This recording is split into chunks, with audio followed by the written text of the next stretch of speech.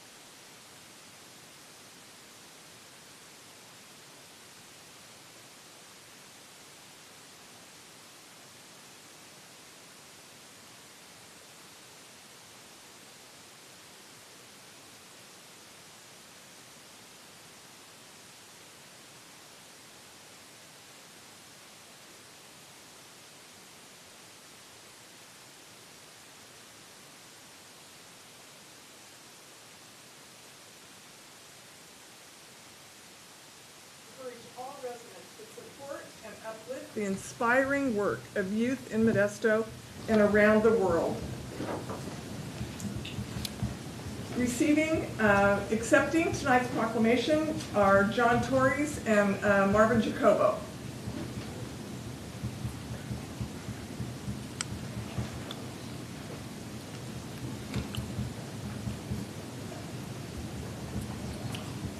Welcome. Thank you. Oh, it works. Oh, they're back on. We're ready to go. See, you just had to call us in. We could have took care of it for you guys. All right. So did you have some comments or remarks that you were going to make?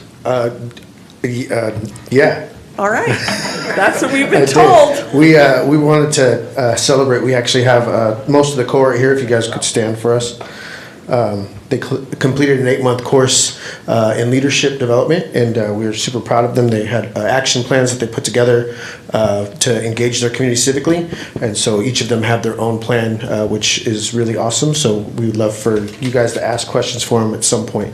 But yeah, thank you guys for the proclamation, and a lot of you have been a part of what we do and been helpful in things that we are doing as far as City Ministry Network and the Latino Leadership Initiative. So thank you very much. You're very welcome. This time, we will have any remarks from council members. Yes, ma'am. Okay. Does it work? Councilmember Escudia Brayton. Thank you, Mayor. Wonderful.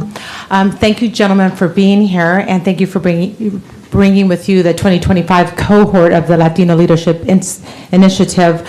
I have been honored to participate in this program. It really showcases the immense talent our youth, our Latino youth, has in this county, in Modesto. You have the best of the best, and this weekend the cohort graduated presenting presentations on civic engagement, and they each presented their thoughts of how they can be more involved and how they can contribute in a leadership way to our community. Other people aren't doing that, and they are as young people. So they are our future, and I cannot speak enough about them. So thank you all. You're doing wonderful work. I love your engagement. I love your focus. I love your just your civic engagement, and thank you for everything you're doing. Thank you, gentlemen, for bringing attention to National Youth Day. We are our youth. Our youth are our future. They're our future leaders. So and also present here in the next proclamation will acknowledge them is our City of Modesto Youth Commission. This was an initiative that the mayor, out of the gate, when she first got elected, really wanted to elevate, and that is our youth. And she did this by reinvigorating the Youth Commission, and they'll speak in a little bit, but they are another example of how the youth we have today in Modesto is our future, and if our future is in the hands of these young people, we are in really good hands. So God bless you all, and keep up the good work, and thank you for everything you do for Modesto. All right, thank you. Councilmember Williams. Thank you, Mayor. I also echo those same sentiments. Thank you, Rosa Escudia Brayton, Councilwoman, who was there Saturday, as well as I was at the graduation. And all of you had outstanding words of encouragement and strength, and then innovation. Even I think Veronica, is that you over there, Veronica? Veronica is getting ready to open up a gymnasium or a workout deal starting from 4 a.m. to 10 p.m. Is that right? Right here on 10th Street. So I thought that was amazing in itself, that she would go beyond just her natural youthism and say, you know, I really want to contribute to our community and the health of our community. So congratulations to that. And then all of you who had initiatives as well. And of course, John and Marvin, for everything you're doing to spearhead that, along with your board. I believe I saw Maria over there in the back there, who should be standing with you, but that's another note. But at any rate, thank you, Mayor, for giving us the opportunity to congratulate them. All right, Councilmember Ricky. Thanks, Mayor. I've seen the work you guys have done over the years, and I just really appreciate the fact that you guys have been able to keep it going, keep putting just the future of our community. Keep I love the fact that you're keeping it on track. It's exciting, and it's just a really positive look and a positive vision of the future of Modesto. All right, Councilmember Alvarez. Thank you, Mayor. I just want to tip my hat to Marvin Jacobo and John Torres for leading this effort. I'm a 2022 alumni of the Latino Leadership Initiative, and so I understand, the rigor that the fellowship is and the curriculum that you guys go through. As Rosa was mentioning, I think Rosa is actually a mentor for a couple of years now, if not more, to the fellowship participants. But I want to make a point to distinguish the difference between Young Professionals, which is the Latino Leadership Initiative, and Youth Commission, which is under 18. The Latino Leadership Initiative are young professionals. I mean, majority of you guys are 25 and up, probably in your 30s as well, entering private sector, public sector, nonprofit, what have you, right? So to my left, we have that. To my right, we have youth, high school students. There's a big difference there, hoping you all can make it to this point in your career someday, but I want to highlight this point here. You all are going to enter the private sector, the public sector, if not already in those realms, contributing to economic development, economic vitality of the Central Valley. When I was part of the program, I had a goal, goal of becoming a council member.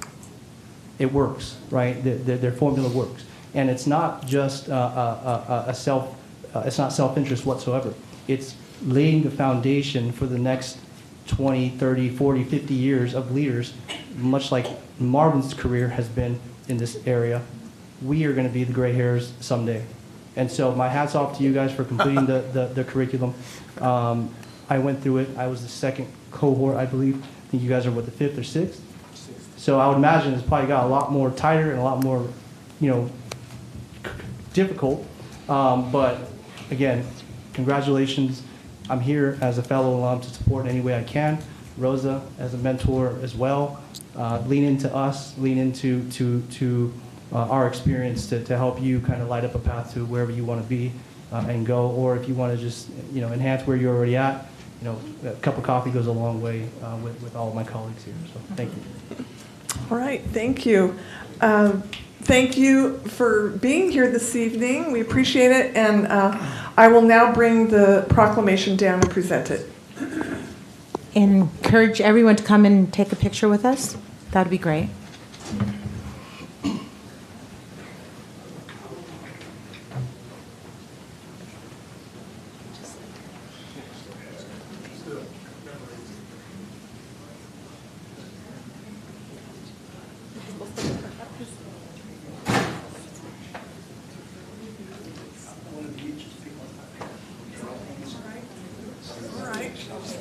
And I'll present this to you. Is that good? We're good? Yeah, congratulations. That's wonderful. Right, and we'll all look at Sonia, everyone.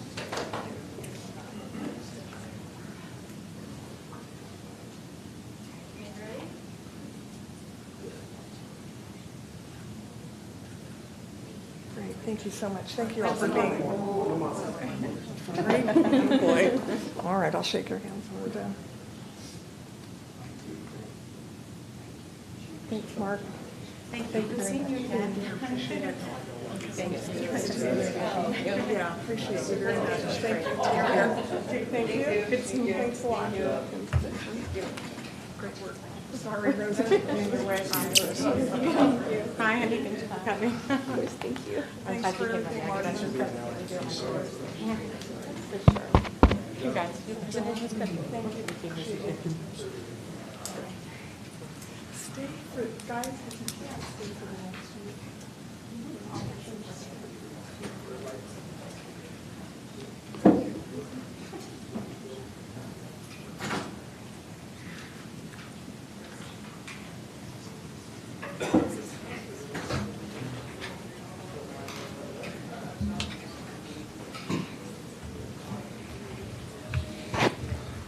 All right, next is our Youth Commission report presentation. This will be a report, and we will start with Jeremy Rogers introducing our Youth Commission. Good evening, Mayor and Council. My name is Jeremy Rogers, and continuing on the subject of youth, I'm here to introduce our the Modesto Youth Commission. This group was reinstated for the 2022-23 school year, so they just completed their third term, and so they are here to present on their accomplishments. And I would like to bring our chair up, Sabrina Torsch, who will lead the presentation and introduce you to the rest of the commission. Sabrina? Welcome. Good evening, council members and mayor. My name is Sabrina Tor, and I'm the vice chair of the Modesto Youth Commission. Thank you so much for allowing us to be here to present tonight. Now I'd like to bring up the present Youth Commission members today. We have Martin Montez and Rudra Patel. Okay, so this presentation is just some highlights of the activities that we've done this year, and the specific presentation was made by our social media subcommittee.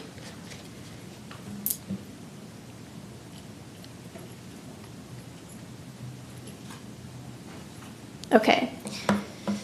So this year we focused on expanding the Youth Commission to involve more youth to get more diverse perspectives. And so we had 18 applications, and we had 8 applications received, and they filled 11 vacancies. And we also decided to form 6 subcommittees, and they had a specific project or a goal in mind, and we decided to tackle these specific issues. And so the subcommittees are outreach, community service, social media and communications, diversity, equity and inclusion, legislative, and wellness.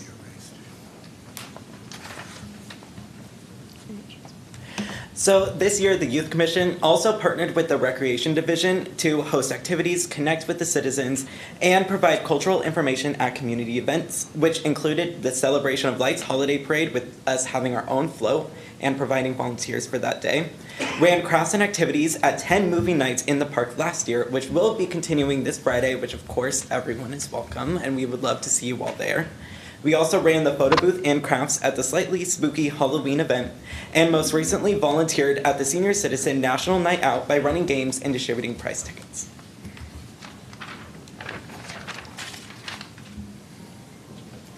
We were also present at the California Association of Youth Commissions conference a few months ago, and so we participated in this gathering of youth commissions in California, and we also led a panel on youth voting in school board elections. We heard from other youth and adults on policy drafting, AI, mental health, and we made connections with other energetic teens across the state. So we have since joined the CAYC, and we look forward to continuing to work closely with this association in the future.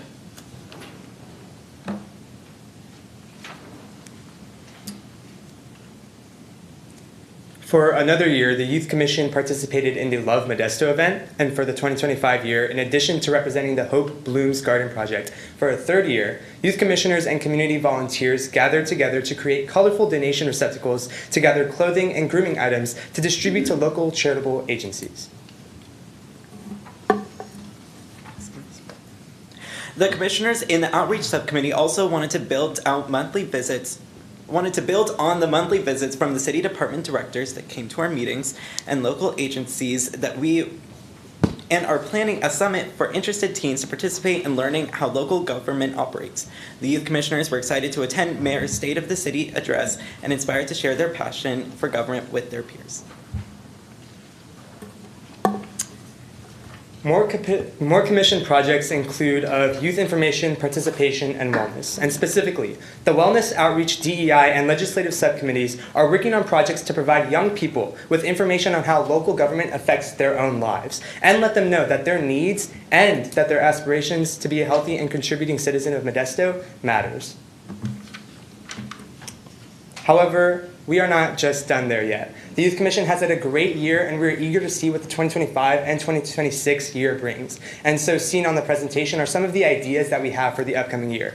First, we want to have a float for the celebration of lights. We want to host a 5K run for teens and families. We want to have more community outreach at recreation events. We want presentations to elementary and middle schools and their peers on government, alcohol and tobacco prevention strategy sessions, and neurodiversity inclusion and behavioral health projects. Once again, thank you all for this opportunity. We are very glad to be here and also to work in the community.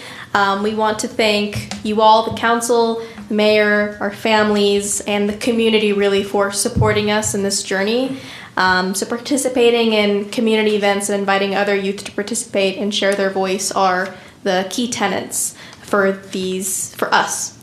And I'd also want to add that applications for the Youth Commission are open until August 24th, and they can be found on the Modesto Gov website when you search up Youth Commission. Thank you very much. Thank you very much for your presentation. Appreciate it. Are there any comments from council members? Councilmember Williams. Thank you, Mayor. You all have done an outstanding job. I was privileged to be in some of your activities, but I also want to give a shout out to Helen. Helen has been around this for many, many, many years, a couple of decades, and I'm sure she's really happy that it is back at the direction of the mayor. Thank you for bringing this back. And you all continue, and I just look forward to seeing more and more good things from not just you three, but all the ones that have gone through the Youth Commission. Thank you. All right, Councilmember City of Brayton. I'll be quick. I know I've already addressed this group, but I'm just so impressed every time I hear you speak about the work you all have been doing. From the get-go, you've just got out of the gate running and presenting great initiatives, having great conversations. I know independent of your work on the commission, you guys do amazing things on your own. I mean, headed by your vice chair tour here, I was really appreciative that you and your family brought school supplies to the recent back to school drive that I led, and I was just, you didn't have to do that, but you did, and that was just so grateful. So that just speaks to your leadership and all of your team's hearts, and thank you for doing everything you guys are doing. You guys will definitely be sitting in this capacity in the near future, if not running the world. Thank you. Thank you. All right, thank you so much. Appreciate each of you individually and collectively for the difference that you're making in our community. It's overwhelming, really, and impressive. As Councilmember Scooty of Brayton said, the things that you're doing outside of this Youth Commission even we're aware of, and you are truly making an impact in people's lives. And today was the first day back to school, and here you are. So that's, you've already had a full day, I'm sure, starting very early this morning, and we'll begin again early and probably have a lot of homework tonight already. So it's, we're just truly grateful for you, and thank you for taking this on. This really began by two young women that knocked on my door at home when they knew that I was running for mayor, and they said, if you are elected, we have to bring this back. And they persisted. They had all of the documents and codes and charter all highlighted. They had the history way back in time for youth commissions. They had ideas for what they wanted to change to make it even better and impactful. And I really appreciate them and think that we could all use that, them as role models, to have a passion for something, wanting to make the change, and then putting in the time and a lot of work to make it happen. So truly appreciate you. This is a report only presentation. Thank you for being here again. I feel like, I don't know, should we get a picture? I feel like we don't have a proclamation for this particular thing, but maybe we should just take a picture with the council so that we're here. Let's do it. All right, we appreciate you.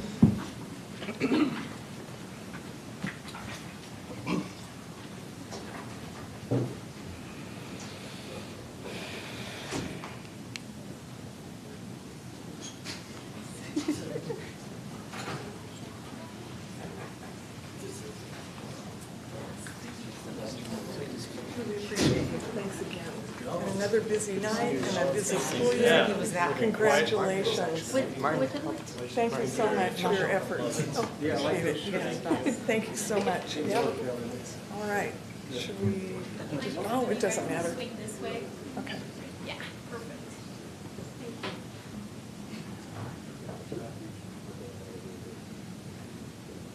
Ready?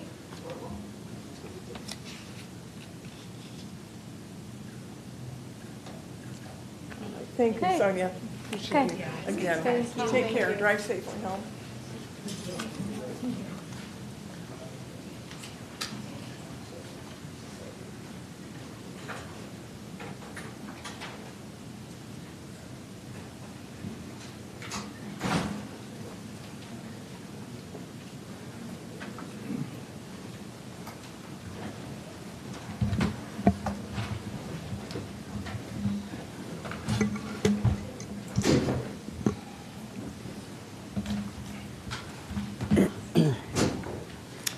All right.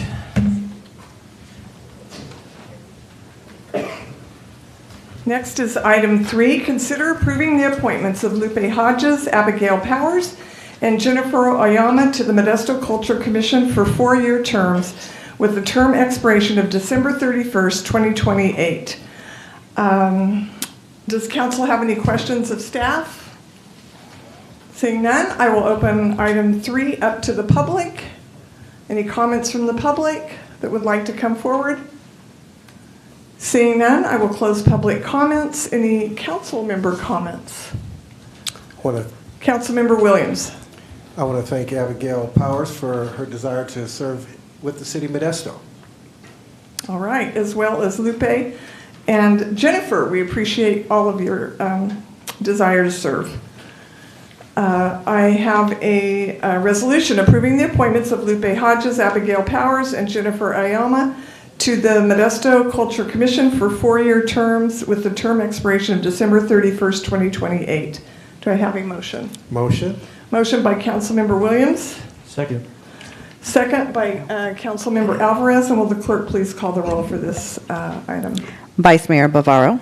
Aye. Councilmember Williams. Aye. Councilmember Scutia-Brayton. Aye. Councilmember Alvarez. Aye. Councilmember Ricky. Aye. And Mayor Swallen. Aye. Carries 6-0. All right, item 4, consider approving the appointments of Bob Cantella as a member at large for a term expiration of December 31st, 2028, and Martin Montez as a youth member at large. That is you, correct? All right, for a term expiration of December 31st, 2025 on the City of Modesto Golf Courses Advisory Committee. Does council have any questions of staff? Seeing none, I will open this item up to the public. Item 4, any comments? Seeing none, I will close public comments. Any comments from council members? Okay, Jeremiah Williams.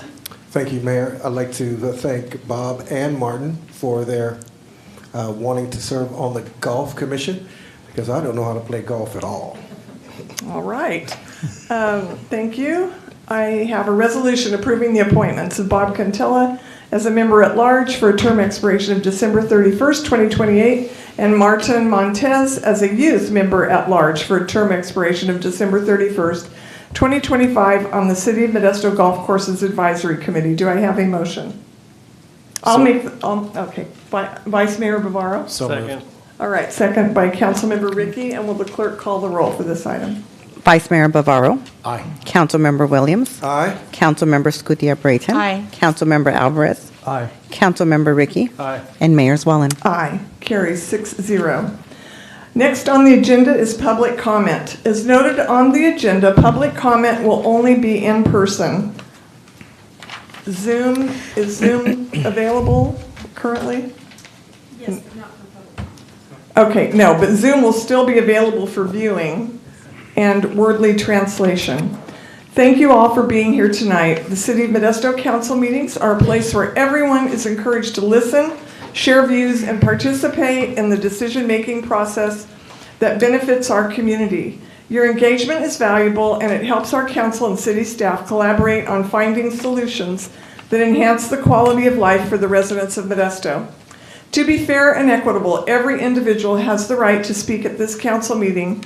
However, it is imperative that we foster and maintain a respectful environment for the well-being and safety for everyone present at these proceedings. It is the mayor's responsibility to preserve strict order and decorum at all council meetings.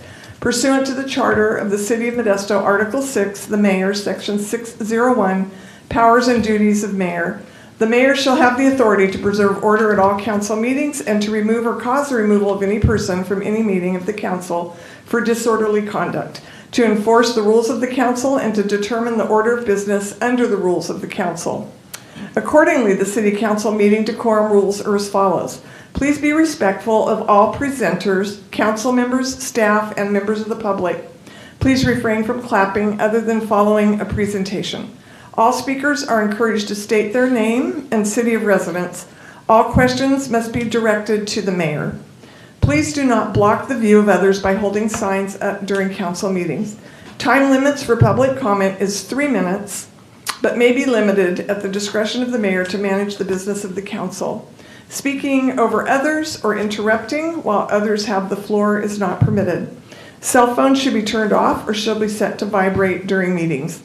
Thank you for your patience and participation as we work together to address the issues impacting the community. Maintaining order and decorum during the City Council meeting is crucial in the effective governance of Modesto and ensuring the council's decisions are reflective of the community's priorities. Anyone disrupting the council meeting may be asked to leave. Does anyone wish to speak on any item under public comment? This is for items not on the council agenda, and each person has 3 minutes to speak. Anyone wishing to address the City Council is asked to follow the rules of decorum. The rules of decorum are posted at the entrance of the chambers. So I will call the speakers up in the order that I received the cards. And the first is Dakota Loudon? Uh-huh.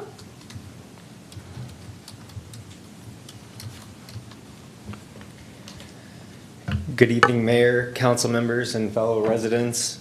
My name is Dakota Loudon. I'm a Modesto resident, a father, a combat veteran, and someone who has personally seen the dangers of a drug that is quietly spreading throughout our city. This drug is kratom, and its concentrated form known as 7-hydroxymitragynine, or also known as OH7. These substances are not approved by the FDA, yet they're being sold legally to anyone 18 or older in smoke shops found across Modesto, many of which are right down the street from schools, parks, and neighborhoods. Kratom and OH7 are marketed as natural remedies or tools to help with opioid withdrawals. But what's often left out is that these substances can create strong euphoric effects, similar to opioids, and can be even more addictive. Once tolerance builds, users often chase stronger drugs to get the same effect. I know this firsthand. I have lived through the dependency, the withdrawals, and the toll it takes physically, mentally, and financially. The withdrawals are severe: anxiety, muscle pain, insomnia, nausea, and severe depression. What is concerning is that many doctors don't even ask about the kratom use during screenings. It's a blind spot in our healthcare system that is more than just a personal issue. It is a community safety issue. Our young people can walk into a smoke shop today, buy these substances, and start down a dangerous path without even realizing it. I'm asking the council to take action, and I'm asking if you guys could help me with the ban or strict regulation of the sale of kratom and the OH7, the limit of the sale of it to 21 and over, requiring licensing and enforcing warning labels, prohibit smoke shops within safe distances of schools and parks, and educate our doctors, schools, and parents about the risks. We have an opportunity to stop a dangerous trend before it gets worse. I am urging you to stand with me to protect our youth and to make sure Modesto does not turn a blind eye to this growing problem. Thank you for your time, and I am happy to provide you with research, personal testimony, and examples of how other cities have already acted on this issue. All right.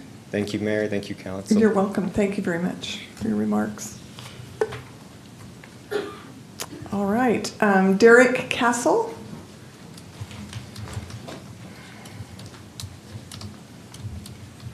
Thank you, Mayor. Derek Castle, Park Avenue. I'd like to congratulate you all, both council members and city staff, on the official opening this Friday of the bridge housing cabins for single women near the Modesto Gospel Mission. It was nearly 2 years ago when, as a response to strong community concern about the hundreds of unsheltered folk sleeping on our streets, you did the compassionate thing and you set aside $3 million of Measure H funding to be able to purchase bridge housing cabins. With the opening of Grace Gardens on Friday with its 12 cabins, these will be the first cabins that we've purchased with those bridge housing funds. Now, it may only be 12 cabins, but it is a continuation of some positive movement on the bridge housing front in Modesto this year. As I've reported before, the bridge housing program for families is up and running at the Church of the Brethren campus run by Family Promise. And I'm pleased to say it's going really well. The goal is to house families staying at the church for 3 to 4 months and in that time help them to find permanent accommodation. And already there's been about 12 families that have been helped to find permanent housing. That's a lot of children that have moved from homelessness now into somewhere that's safe and stable to live. Construction of a daycare centre on campus is basically complete now, and that will be a huge help for the families. The biggest problem that we're facing is that there's a huge demand for family bridge housing that we can't fulfil at present. While we have a huge commercial kitchen, dining room, bathrooms, outdoor space, we have pitifully few bedrooms. And so we're in discussion with the City Bridge Housing staff to see if there's a way that we might be able to provide more bedrooms to accommodate more families. So there's the family bridge housing, but then of course in March, Dignity Village with its 42 cabins, and then this Friday, another 12 cabins. So it's been a positive year for bridge housing in Modesto. And I'm really hoping that that momentum continues. There's still around 400 unsheltered folk sleeping on our streets, in our parks and in other places not fit for human habitation every night. A lot more bridge housing is desperately needed to fill the critical gap between our wonderful emergency shelters we have and also the permanent supportive housing that like Jenny's place. I'm hoping that at Friday's opening you'll be inspired to want to go big on bridge housing, and I look forward to seeing some of you there. Thank you, Mayor. Thank you. Next is Danielle Morgart.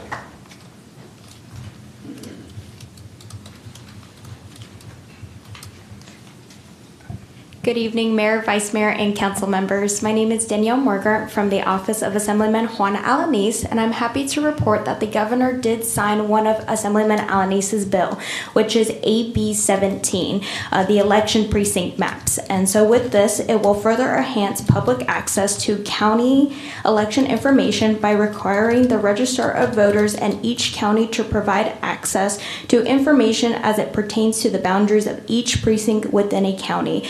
We're still currently in summer recess. We're hoping to resume, and with that, we're hoping that the governor will sign 3 more of Alanis's bills.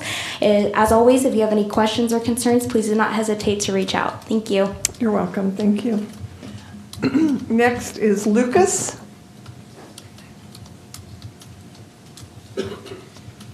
Hello, guys. I wanted to highlight some important issues I've observed in my neighborhood, as well as the red light traffic camera program proposal. I wanted to start off recognizing City of Modesto for their hard work in our communities and improving resilience in our communities as well. I wanted to get some more info about the reduced turf project and what you guys want to do as far as whether or not artificial turf will be placed as an alternative. All right. Thank you. We can refer you to excuse me, Allison for that information. Okay. And then regarding the red light cameras, that will come up. I have a separate card to call you again to the podium when that All right. agenda item And comes then forward. I have other highlights as well. I wanted to address the council how much fireworks safety is to me. I actually recommended to an officer that we need to implement more technology as far as enforcement goes. And my exact technology advancement was to have officers carry X-ray camera technology with them so they can scan houses for illegal firework technology. All right. And then last but not least, I would like to call on the city to rethink the residential forestry program over concerns of public and private property infrastructure damage. I have seen a lot of this. And then after that, I have a request for the city of Modesto to adopt tighter water restrictions due to a news article that I found of a possible drought equivalent to 2010 by 2030. Right. Thank you. Next is Steve.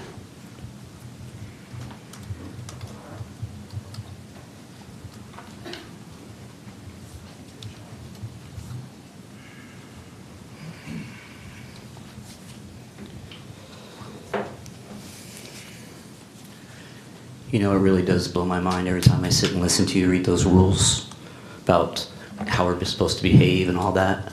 It's really funny. You know, it reminds me of the time Nick here assaulted and threatened me in front of you and Police Chief Brandon. It reminds me of the good old days, me and you and Jose here talking on the phone.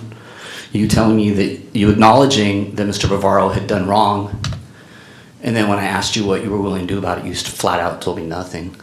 Good thing you had him there to make sure you didn't go too far on what you said, huh, Sue?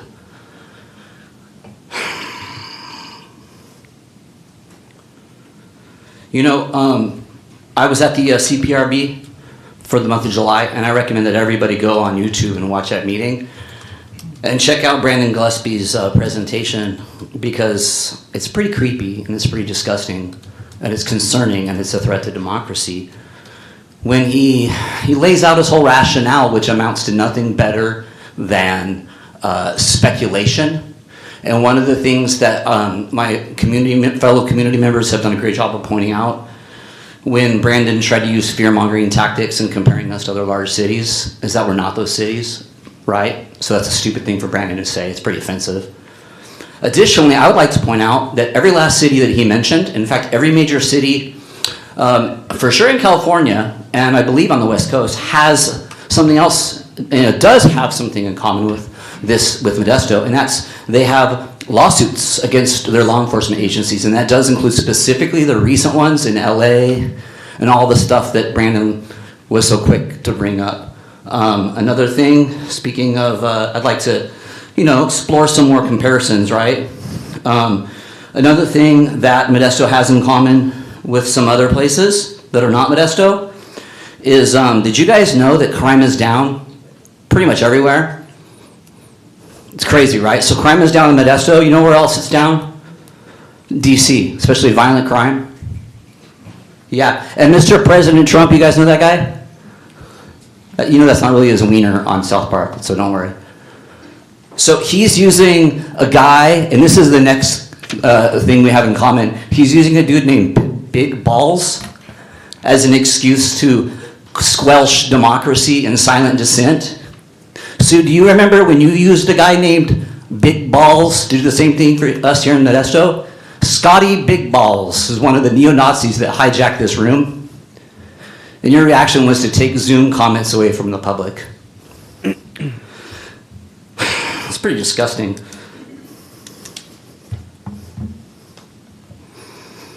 So anyway, I know you don't care about all this stuff, but a lot of us do. And we're all worried about, what's going to happen next in the fascist United States of America. This is a great opportunity, you guys, to finally do something right and grant every last of the demands that have been brought to you by the CV BIPOC Coalition, and to stop playing games with our safety. Okay? Mr. Bavaro, I'll leave you guys with this. The other guy went over. Mr. Bavaro made a comment It's one of the articles that came out recently, says that it's always going to come down to public safety. But Mr. Varl's not talking about public safety. He's talking about power to the police. If you really care about public safety, you would have an open mind to what we have to say. I went a little bit over, and I thank you very much for not sticking the cops over. Sorry, for Joseph not stepping on your toes and doing your job and breaking the law in the process and sticking the cops on me. You guys have a great night. All right, thank you. Next is Julissa.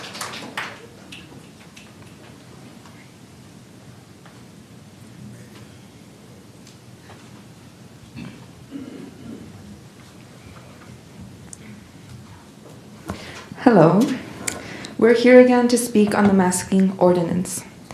As much as I'm glad that the charges against the protesters were now dropped, let us not forget it was not because of the goodwill of the city, but because of community being engaged and showing up, including young people, whom you praised so much earlier. Dropping the charges acknowledges the fact that the city ordinance banning face coverings doesn't have any legal standing and must be repealed.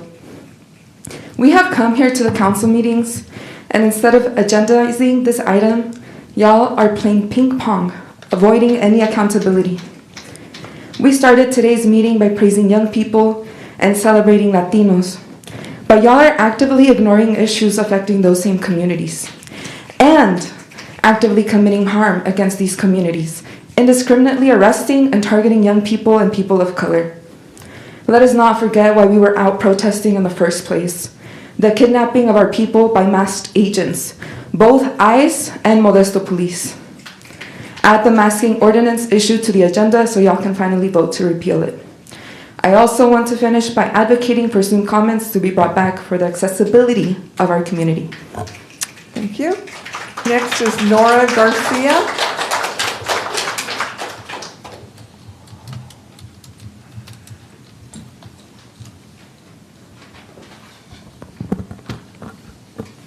All right. I too was glad to see that the charges were dropped against the June ICE Out protesters. I'm not going to say thank you because the arrest should not have happened in the first place. And we all know that the only reason that they were dropped is because the city was afraid of legal action and bad press. I want to continue to express my support for a full repeal of the code banning masks during public demonstrations and other limitations to our right to freely protest. I also want to express support for an expansion of the Community Police Review Board's role, allowing the board to initiate an independent audit against MPD's conduct, and allowing the board to act against misconduct independently of this council's consent. After 2 months of trying to make our voices heard, only to be met with indifference and gaslighting, it's hard to keep coming here and continue to not be taken seriously. So, though I'm supposed to only address the council and mayor while I'm up here, I'd still like to express my admiration for all the community members behind me and at home who have spoken out and have not let anyone silence you or ignore you. This is democracy, and as it should be, public pressure against unjust laws and inadequate leadership. Making sure the public and the media are aware of what happens behind chamber doors and in front of guns and badges. I'll skip forward a little bit. I don't like public speaking. Confrontations over the past couple months and in person and online have led to anxiety and futility and exasperation. So the fact that people here, organizers, workers, and citizens have come up month after month, not just on this issue, but on every issue. You all have my respect. All right. Thank you. Those are the remaining blue cards that I have. There was time left and you told her to sit down, essentially. I think she thought you were I'm coming. sorry. No, I wasn't doing that. Well, you wrapped things up when there was more than a minute left, too. Excuse me, I heard the buzzer go off. I thought that they were talking. Well, I saw the numbers on it. Okay. Nora, did you have additional comments? No. For women? Okay. Thank you. All right. I do not have any additional cards for public comment. I have cards for consent items being removed. Oh, I'm sorry. Okay, I did not see that. I'm sorry. Emerson Drake. got to tell you, I'm usually the one that gets the buzzer before I get there, okay? Thank you. Good evening, Madam Mayor, fellow council members, and ladies and gentlemen. All of a sudden I'm among you. I guess I got so close it rubbed off. I'm actually here for you tonight. I know that doesn't happen often. You feel like I'm always kicking sand in your face. But tonight, at least for this meeting, or this part, I'm here for you. Now, wouldn't it be nice to know, and I'm not pointing fingers at any individual, don't get me wrong, what each other's thinking sometimes, especially before these meetings? Wouldn't it be nice to know Chris's opinion on what Jeremiah is saying, on what Ms. Scooty Brayton is saying? But you're not allowed that. You're beaten about the head and shoulders with the Brown Act. You know, before COVID, there was an agendized meeting where we all got into a room. You could communicate freely and legally about every item going on here tonight. But the city manager, and I've got to suggest the mayor's going along with it, isn't allowing these meetings to continue. Why they weren't restarted, I don't know. Your committees are the same way. So last year, I did a couple of these public record requests. One was, how many meetings does it take to make up for the committee and the city council? The answer was 6. You have to have 6 meetings to do that. You have to have a minimum of 3, can't talk tonight, just for the city council meeting. But you can't put a majority in a room. But for whatever reason, they don't let you go back for that. Now, I've always been of the opinion the best ideas come when everybody kicks them out, we sort through them, maybe piece a couple together. It doesn't really matter where they come from, trying to get the best one. But when you're not allowed, we voted for you and you're not allowed to talk to each other. And what gets me concerned, I put in another public record request last October, and it was the Safety and Communities meeting. And I asked how many meetings, who was present and the rest. I got an answer 10 months later. I thank you for your timely response, Jose, Mr. City Attorney. Apparently, the city manager's office didn't feel the need to answer. But what was interesting, you had 3 members there. There were 2 meetings, not the 3 that should have been. Now, we can parse it and claim, well, this happened, that happened. The list is public. If you want to check it out so you're just not taking my word for it, the public record request is 24-813. You can find that on the city website. I tried for a week to get a response from the city attorney's office, and quite honestly, from the city clerk's office. I thought maybe there was a mistake. I thought maybe something went on. You told me that you violated the Brown Act. Why? Because they're forcing you to. You have a right to sit down together and have a meeting with everyone present. You have a right. But someone's stopping you. All right, and it's you've apparently exceeded the your city time. manager and the mayor. Thank you. Thank you very much for your time. But remember that. They're stopping you. All right, next is Anthony.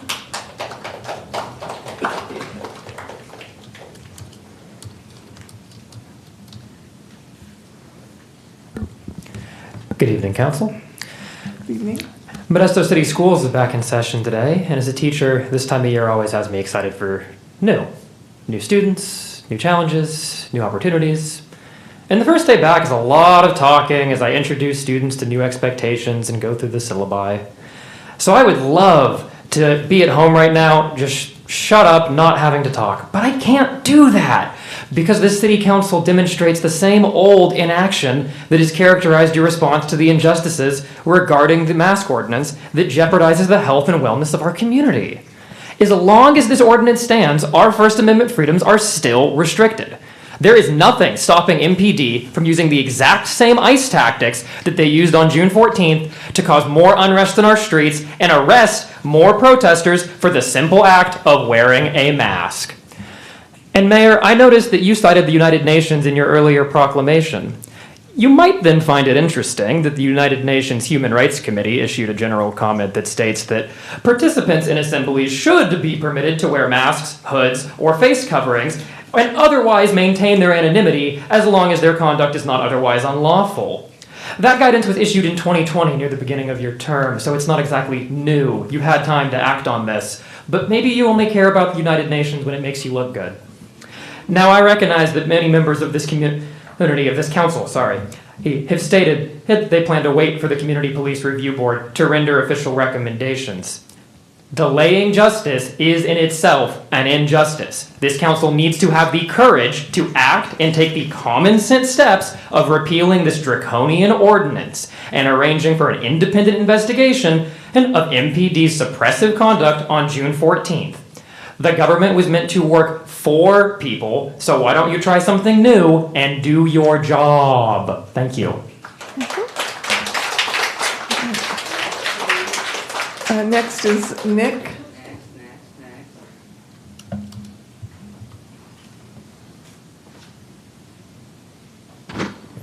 Good evening. I'm a student, specifically a history major.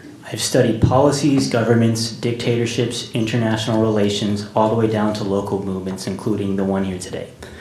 What they teach you in the history program is to see parallels, correlations, things that stick out to you, and as the saying goes, history may not repeat itself, but it does rhyme. I bring all this up as I am here before you today, as I cannot but see the parallels between this mask ordinance and what is going on across the country and with our federal government as well.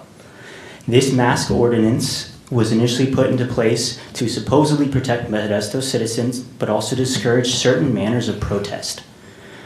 And as such, it has been proven and shown by Modesto PD will use these pretexts as a manner to exploit, dismantle legal and guaranteed citizen protest. Currently at the federal level, specifically in the United Kingdom, it is currently implementing an age of verification, supposedly to protect its citizens from internet content. But in reality, it has been weaponized to limit access to information and points of view it has decided to be harmful. But in reality, the government has deemed quote-unquote dangerous items such as information on law enforcement and Palestinian freedom movements as dangerous and unable to be accessed by those searching for that information. I bring this up because our government, our federal government, is also debating on implementing this age of verification form for the internet, and no doubt weaponizing it as against those who they have deemed as dissident and have already done so far. Furthermore, our president has taken control of U.S. cities such as Washington, D.C., and further plans on doing more on cities such as Baltimore, New York, and San Francisco. And doing so,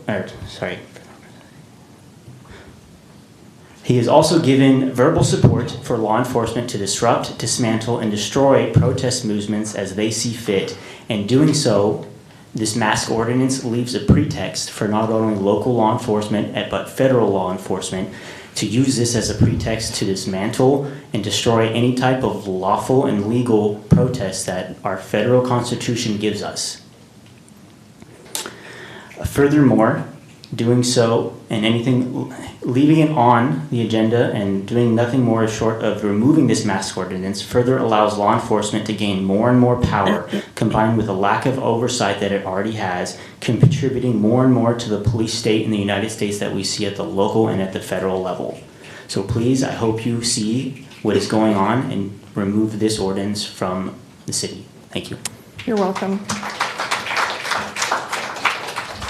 All right. Anyone else to speak for items not on the agenda this evening? All right.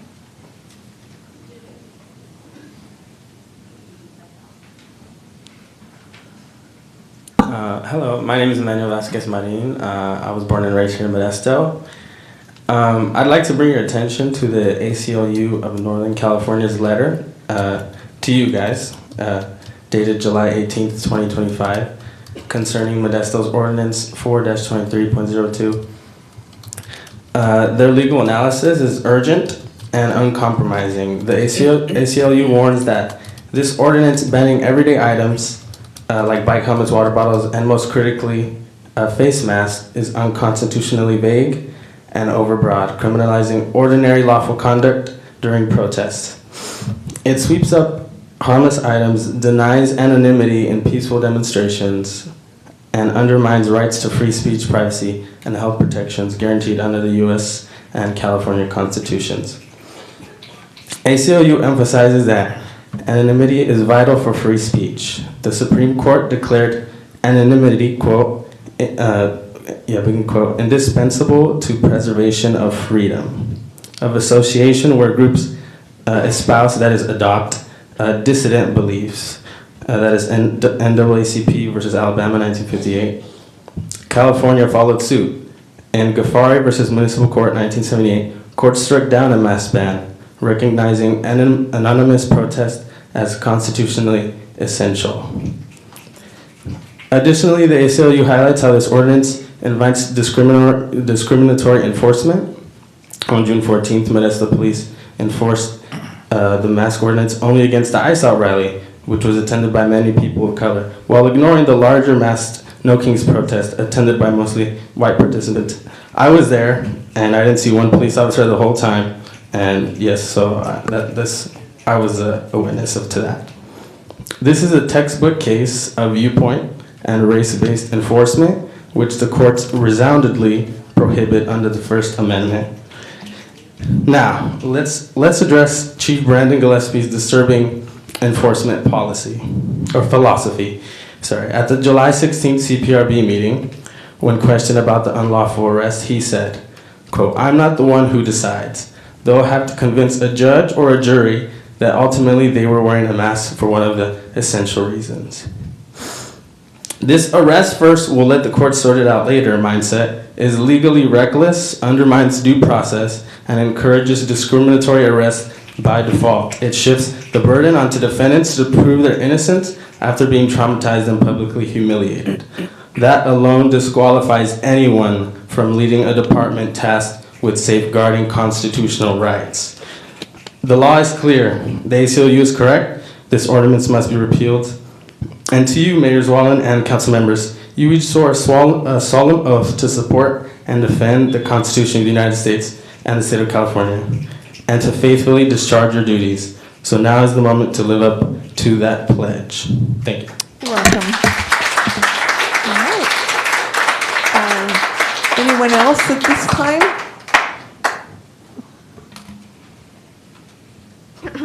Good evening. My name is Linda. I am a concerned community member and resident of Modesto. I am here to echo the people of conscience who have spoken before me and ask that the anti-mask ordinance, Modesto Municipal Code 4-23.02 subsection 13, be added to the City Council agenda and put to a vote for amending or repealing altogether. And before anyone on the council thinks to parrot the same talking point of deferring to the Community Police Review Board, may I remind you that the Modesto Bee confirmed in their article published August 4th that the council can take action on this ordinance independent of any other committee or entity. To quote from the article directly, the council is the only governing body that can repeal or amend the ordinance. There is nothing in the city charter that prevents the council from taking up the issue on its own. I would also like to quote Community Police Review Board member Wendy Bird, who told the Modesto Bee in that same article, it's not about having to go through the Police Review Board, it's about including the Police Review Board as part of a collaborative approach in coming up with solutions. My question to the council is exactly in what way has the council proactively collaborated with the Police Review Board instead of passing the buck? Your continued inaction and passivity is disappointing and shameful. The purpose of being a public servant is to answer to your constituents. You have not answered to us. Your silence, your outright dismissal of our concerns and demands is a failure on your part as our so-called representatives. The council's apparent prioritizing of so-called expertise from authority figures over our voices as your constituents and community members is undemocratic, inequitable, and unprincipled. Yes, legal consultation is valid. Our lived experiences as community members is also valid. The disregard for community input and perspective on this issue is offensive and unacceptable. The claim that public safety is a concern with regard to repealing the ordinance and the claim that police officers on June 14 acted in the interest of public safety ring hollow when there is an unconstitutional law in place that is being selectively enforced and weaponized against community members who are people of color, housing insecure youth, and people who speak out against state violence. Assuming guilt and malicious intent before actual evidence is not public safety. Profiling, arresting, assaulting, shackling peaceful protesters is not public safety. Ignoring community when we speak out against injustice while you praise the police who surveil and repress us is not public safety. Do better, or the council will yet again waste hundreds of thousands in taxpayer dollars, losing yet another civil rights lawsuit while standing on the wrong side of history. Thank you.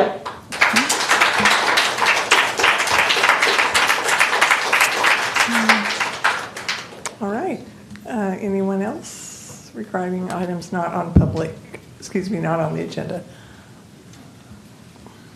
How you doing, Mayor, City Council members, Mr. Williams, Ms. Llewellyn? It's nice to see you guys again.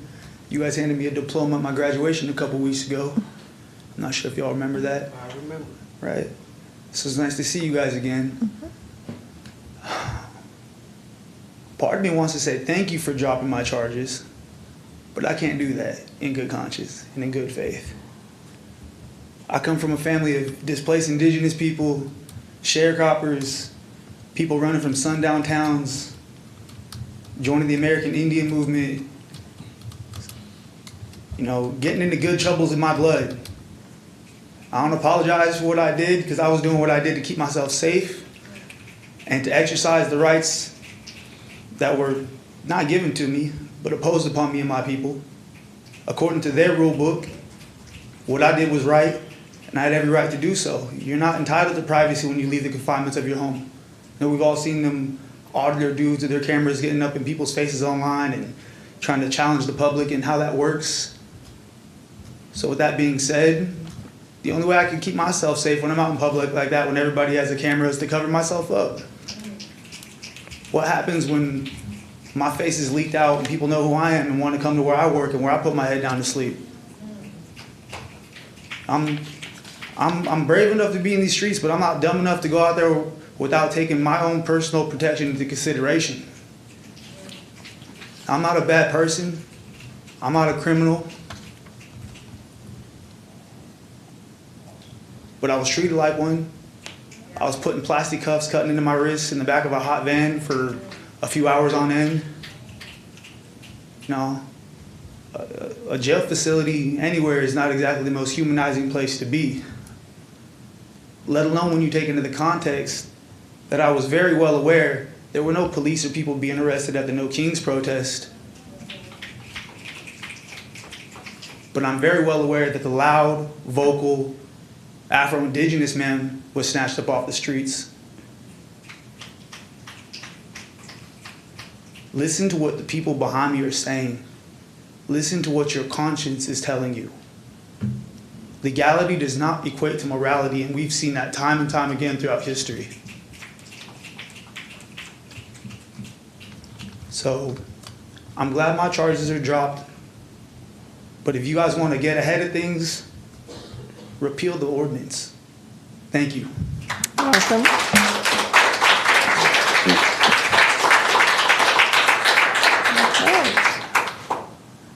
Anyone else?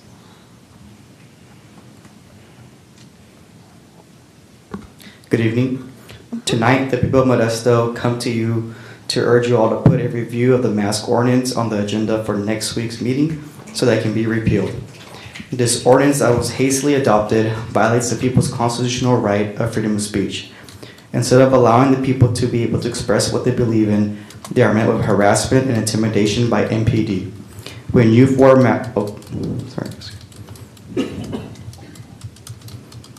When youth wore masks to protect others because they were sick during the Ice Out protest on June 14th, they were met with 12-gauge shotguns to the face, yet we are told that MPD acted lawfully and appropriately. Please think about the youth and the people of Modesto and repeal this mask ordinance. Don't waste the people's tax money fighting a lawsuit that you will lose.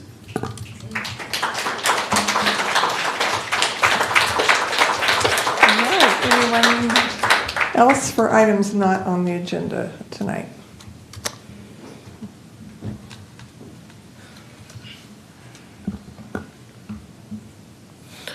Good evening, Mayor, council members, and Modesto residents. My name is Magnifico, the Mind Reader, and tonight I'm here to perform something truly special. I come before you to demonstrate my incredible uncanny power, the ability to channel another human being's mind and personality live, right here in these very chambers. Please bear with me as I prepare the ritual. Oh.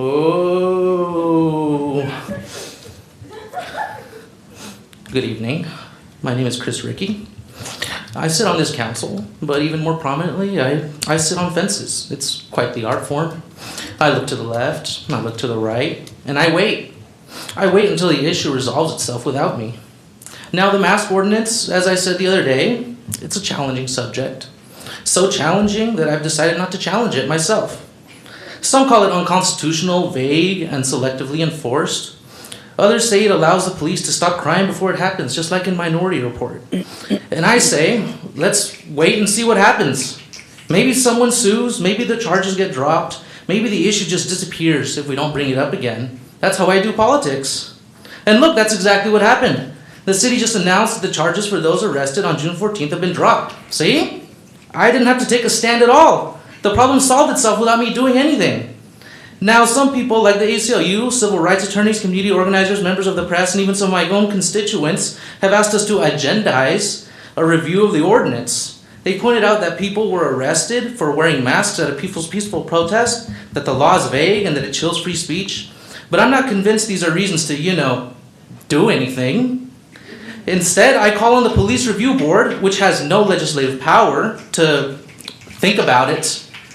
See, I believe every issue has two sides. The side of the people whose rights are being violated, and the side of the police who are doing the violating. And I don't want to alienate either one. So my official position is everyone has a perspective, and I support all perspectives equally, especially if my taking a stand might make someone in uniform with a gun on their hip uncomfortable. So I want to thank the Modesto Police Department for their tireless work in arresting peaceful protesters for breaking vague laws. And I want to thank the protesters for breaking those vague laws, just in case that can get me more votes in future elections. So, in conclusion, I'm Chris Rickey. I don't rock boats. I don't push boundaries. I don't question power. I sit on fences and I wait. And I hope you'll continue to support my do-nothing leadership. Thank you, everyone. I've been Magnifico, the mind reader. Any other comments? All right. Next on the agenda is consent items. An item may be removed from consent and discussed at the request of a member of the public or a council member. Is there anyone on the council that would like a consent item removed for further discussion? Seeing none, is there anyone in the public that would like a consent item removed for further discussion or comment? And I have a request for items 7 and 13 to be pulled from consent from Emerson Drake. Will the city clerk please read the consent items? Item 5, consider approving the minutes for the July 22nd, 2025 council meeting. Item 6, consider approving final adoption of ordinance 3800CS, authorizing the levy of special taxes within the city of Modesto, held within the city of Modesto Community Facilities District number 2025-2, Village 1 Triangle. Item 7 was removed from consent. Item 8, consider accepting the monthly investment report for May 2025. Item 9, consider approving the purchase for 2 fleet replacement for fleet vehicles, which includes 1 Rapid View IBAK F550 truck with camera and 1 Vatcon excavator truck in a total amount not to exceed $1,245,632. Item 10, consider approving the First Amendment with Spry Point Services Incorporated out of Charlottetown, Prince Edward for utility billing, receivables, and cashiering software to include Spry Wallet as a payment gateway with an increase in the amount of $1,336,902 over 2 years, and a one-time online customer enrollment incentive program in the amount of $5. Item 11, consider approving co-sponsorships for designated city partners, events, and programs with direct contributions of $61,650 and in-kind support with an estimated value of $251,022 for fiscal year 2025-2026. Item 11, consider approving community special event and program grants in-kind support valued at $19,815 and grant funding of $18,157 for events and programs planned in the first half of fiscal year 2025-2026. Item 13 was removed from consent. Item 14, consider approving the amended and restated agreement with Gallo Center for the Arts, Modesto, California for Lot 25, employee discounted parking, increasing the agreement amount by 2.4% per parking permits per month and extending the term of the agreement from July 1st, 2025 to June 30th, 2026, with the option of one additional one-year term of July 1st, 2026 through June 30th, 2027. Thank you. May I have a motion to approve the consent calendar? Motion. Motion by Councilmember Williams. Second. Second by Councilmember Ricky, and will the clerk please call the roll? Vice Mayor Bavaro. Aye. Councilmember Williams. Aye. Councilmember Scutia Brayton. Aye. Councilmember Alvarez. Aye. Councilmember Ricky. Aye. And Mayor Zwallen. Aye, carries 6-0. Now we will go back to consent item 7. Consider approving final adoption of ordinance 3801-CS of the City Council of the City of Modesto amending Title 10 of the Modesto Municipal Code to add Chapter 3, Article 8, smoke shops, amending Title 4 of the Modesto Municipal Code to add Chapter 24, smoke shops, establishing regulations and requirements for smoke shops, including permitting and enforcement within the city. And we will have a report now. Thank you, Mayor. The item before you, Council, is the final adoption of the ordinance. It's a second reading. The Council did do the first reading on July 22nd, where unanimously voted to do the first reading. This is the second reading. Again, just to recap, the ordinance does impose certain regulations on smoke shops. It has zoning regulations. It includes a cap on smoke shops as well, and it also establishes a smoke shop permit. The smoke shop permit will have certain requirements to it. It also addresses existing smoke shops in what they can do to apply for a smoke shop permit. With that, Mayor, I'm happy to answer any questions. Again, this is the second reading, and it's up for the final adoption. Thank you for that report. Any questions from council members regarding item 7? Seeing none, we will open this up to the public. This is for item 7. Good evening again, Madam Mayor, members and Drake. Just a couple questions.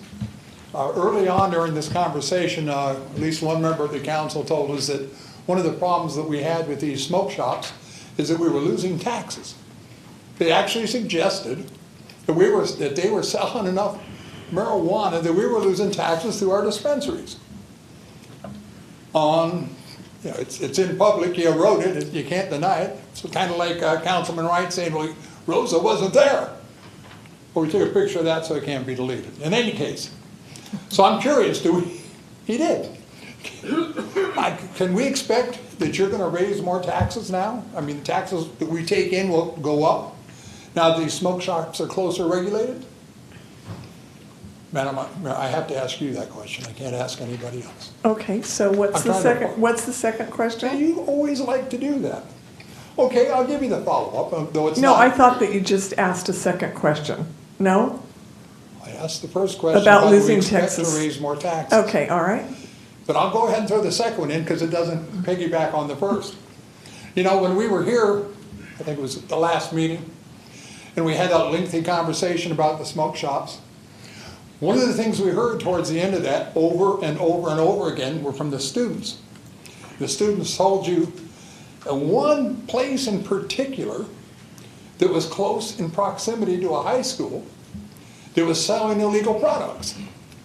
And since we had this magic or momentous concern, I wonder if anybody went and checked that smoke shop, or that shop. It wasn't a smoke shop. It's actually a convenience store, I believe.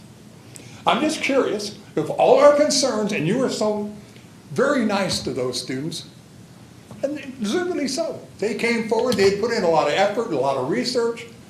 They told you their experiences, how bad it was in some of the women's restrooms. I'm assuming the men's is probably the same. The guys didn't complain about the smell. I don't know. But I'm wondering, did we follow that up? Is there an actual concern? Did the police follow it up and check? I hope so. Those are my two questions. I'll wait for your response. Okay, thank you. With 40 seconds left. All right. Is there someone that can respond or if you have a response about the comment about losing taxes. I do not. I don't know if staff has done an analysis on that. I know that personally my office has not done an analysis regarding the taxes. All right. Thank you. All right. And the second one? I do not know that we can respond to specifically whether that smoke shop. It's a question that's asked in public. Brown Act says you're supposed to respond in That public. student mentioned. I'm not That asking- we would have to get back to you on whether that particular smoke In shop public. that student It wasn't a mentioned. smoke shop, it was a convenience Or store. convenience store, They said whichever. we're selling illegal products to students. As the public weighs in and they listen to what you say and you're so concerned, I would have thought you knew at the top of your head. See, I'm not one of those snapping their fingers, it doesn't work that way. I thought you were so concerned about protecting the kids that one of you would have followed up. But maybe it's because you're so concerned about staying in your silo so nobody gets mad at you. That's why nobody ever talks in public. So you're going to get back to me on that and you'll do it in public, correct? I will respond to say that I did not personally check to see if that convenience store, that particular student mentioned was doing that. Okay, and 10 That I seconds can't more. respond. You have to appreciate the frustration. And we can only address you for questions, and you're supposed to seek the answers, because usually there's staff here to respond. So when staff isn't here to respond, whether they might be in the back of the room or not, you're not Yeah, following what I up. can do is, Allison, again, I'll call on you. If you could have someone from the police department or somebody that would normally do that. And could we address it Checking on in it. public, since it's a public comment? We're gonna, if you're gonna beat these people over the head and shoulders with the Brown Act, All we're right. gonna use the same thing against the rest. Okay. Stand Thank up you. yourselves. Thank you. All right, so are there any further comments from the public regarding item 7? All right. I will close this public comment time. Are there any comments from council members regarding item 7? Seeing none, I need a motion approving final adoption of ordinance 3801-CS of the City Council of the City of Modesto, amending Title 10 of the Modesto Municipal Code to add Chapter 3, Article 8, smoke shops, amending Title 4 of the Modesto Municipal Code to add Chapter 24, smoke shops, establishing regulations and requirements for smoke shops, including permitting and enforcement within the city. Do I have a motion? So moved. Second. Motion by Vice Mayor Bavaro, second by Councilmember Williams. And will the clerk please? Was Ricky, I believe. Oh, I'm sorry, Councilmember Ricky. And thank you for correcting me. I apologize. Will the clerk please call the roll for this item? Vice Mayor Bavaro. Aye. Councilmember Williams. Aye. Councilmember Scutia Brayton. Aye. Councilmember Alvarez. Aye. Councilmember Ricky. Aye. And Mayor Zwallen. Aye, carried 6-0. Next is consent item 13. Consider approving the agreements for fire extinguisher inspection, testing, and maintenance services to Fire Code Safety Equipment Incorporated, Sacramento, California, and National Fire Systems Incorporated, Sacramento, California, for a total combined amount not to exceed $160,269 over 5 years. And we will have a staff report for this item.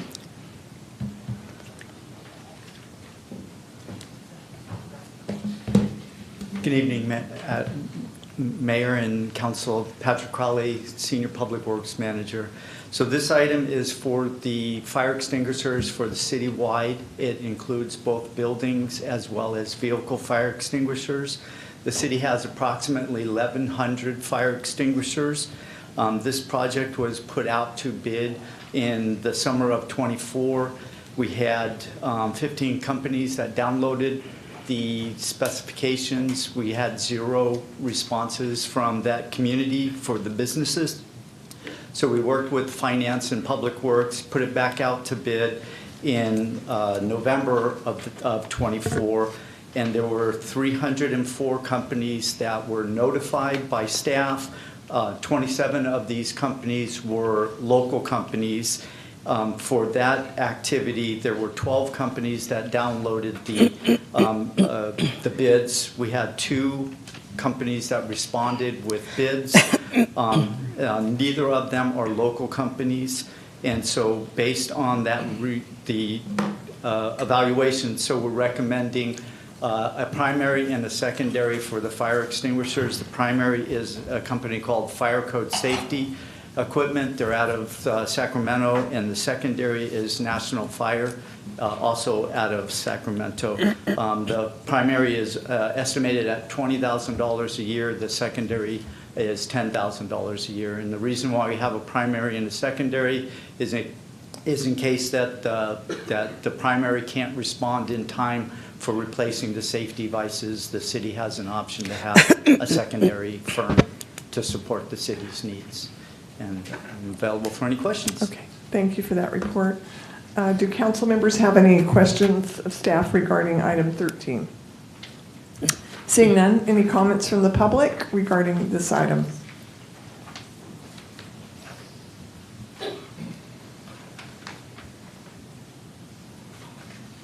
Thank you again. I think I got at least half of my questions answered with what he's speaking. But I'm in a quandary now. You know, it wasn't too long ago that we were looking for motorcycles. And we talked about the local company, whether they made a bid. That local company hadn't, because of the prohibitive cost of joining that group that we send our bids out to. And now that was a concern at the time, because we were told basically that the reason we do that is because it's easier on city staff.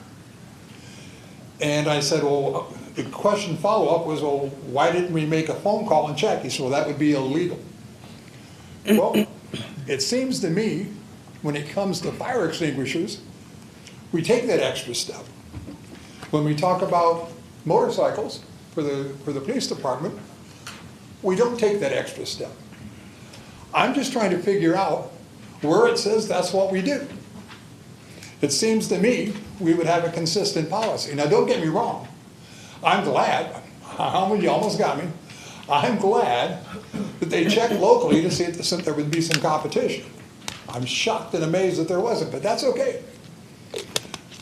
But where in our purchasing department or our purchasing regs does it say we can pick and choose whether we knock on local doors or whether we just put it out for bid because it's easier? Can you answer me that? I'm not sure that that's included in this agenda item, because that would be about purchasing agreements, not about fire extinguishers. That is a purchasing agreement, though. We're purchasing a service. It's the same difference. I'm going to ask our council I'm whether we just trying to can find out. talk about whether, that's not on the agenda for tonight, so. And Mayor, if we bring it back to this item, and this item as far as how it was put out, and I'm sure staff has answers regarding that. There are ordinances, like purchasing ordinances in the municipal code that go through the requirements. And I know we do have kind of a local, there's a local preference portion when we have some not public works contracts, purchases such as these, where there's an opportunity for local bidders to match a price and get that preference. But I know staff followed the purchasing ordinance, and if anything, staff could just answer how they followed it for this particular purchase. Would you be able to address that, the process that you used? Thank you. So our typical process is that depends on what the commodity is. In this case, it's a commodity versus a construction project. Is that there's lists that the state has that allows us to see what vendors, what registrations, what licenses that firms are allowed, and then we do an outreach effort to include the broadest community that we can. And like I said, again, there was 304 firms that were contacted on this, and 12 of them were local. I don't know why the locals chose not to respond, but we do an outreach effort. The city does use now OpenGov for all of our procurement purposes, so it was also posted on that. Thank you. I'll just use the last of my time and kick some back, as they say. You know, he pointed out commodities versus building. We're not building. We weren't building when we were looking at the Harleys. We were looking at a commodity we were purchasing. And we were told we couldn't give them a call. That's what they said. We couldn't call them because it would be showing favoritism. If somebody would suspect they were rigging the bidding. I'm just asking what the level playing field is, because I gotta tell you, it doesn't look real level. Seems like sometimes we do one thing and sometimes we do another. See my question, my quandary? No, you don't. Look, I think we ought to be going, especially a smaller item like this, I think we need to be going local. I think we need to be going local before we go national, because that's basically what we did when we hit the big bid for the Harleys. You throw it out there, anybody that pays was $2,000 or $3,000 for the privilege of seeing our bids. Most companies don't like to compete around the country. Some do and some don't. But I think we ought to be consistent, and I think we ought to be consistently knocking on the local doors. Thank you very much for your time. All right. Any other public comments regarding item 13? Seeing none, any comments from council members regarding this item?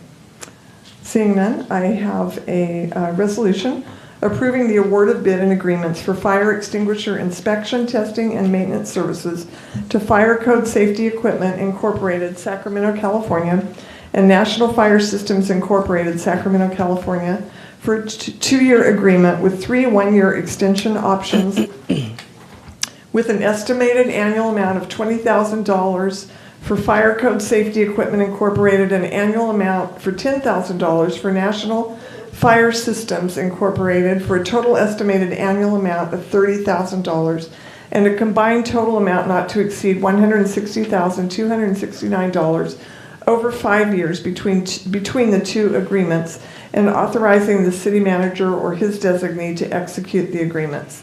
Do I have a motion? So moved. Motion by Vice Mayor Bavaro. Second by Councilmember Scudia Brayton. And will the clerk call the roll for this item, please? Vice Mayor Bavaro. Aye. Councilmember Williams. Aye.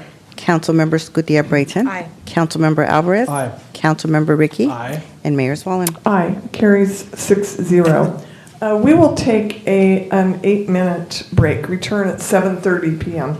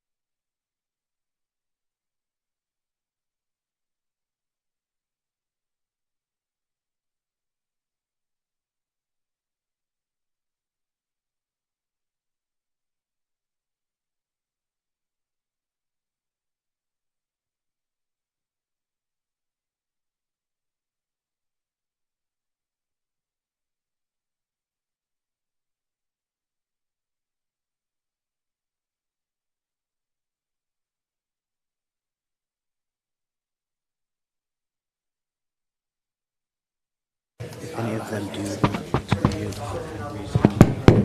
a call for anything?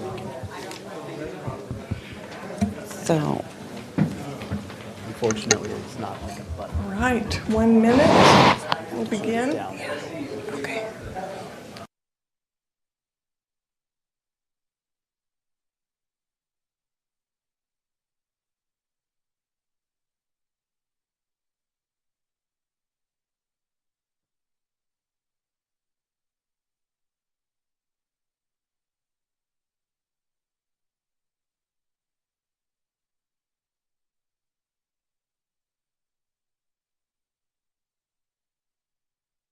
All right. Next on the agenda is council comments and reports. Do any council members have comments or reports? Vice Mayor Bavaro. Thank you, Mayor. A couple of comments we had National Night Out in my district. I was accompanied by Lieutenant Moffett and his wife. We have 14 National Night Out parties in my district, and I attended 12 of them. I beat your record. Well. Anyway, and also on August 5th, we did something that future generations are going to be very proud of this council with finding a location for our professional soccer stadium and convention center downtown Modesto, and accompanying that with Muni Golf Course for housing and commercial site, as well as the training facilities. Also, this last week, I had an advisory meeting with my district where we had the Director of Engineering make a presentation and a briefing on traffic improvements in and on Scenic Drive between Claus and Oakdale Road. And tomorrow night, we're going to have a neighborhood meeting at Lakewood, starting at 5:30 for the rollout of options on mitigating the traffic on Scenic Road or Scenic Drive. So in our district, we've been very busy. As a city, we have been very busy on many issues and bringing Modesto forefront, especially with this soccer team coming to Modesto, professional soccer teams for men and women, the stadium, the convention center, what's going on over at Muni with housing and apartments and training center, and having a supermarket there, medical facility, and financial facilities, and also tying it into regional, Tuolumne Regional Park area. Years to come, it's going to be a beautiful city, and it's because of the hard work, in my opinion, and the leadership of this council that took on and made some bold decisions. Thank you, Mayor. You're welcome. Jeremiah Williams. Thank you, Mayor. I want to start on a sad note. First and foremost, August the 1st, Hal Conkey, who was at the MoBan just the other day, who was 101 years old. He is no longer with us. He passed away, 101 years old, 60 years in Kiwanis, a very, very good businessman in this community. He worked with dental, and he will be missed. And Madam Mayor, I would like to do just a moment of silence for him before I continue. Thank you.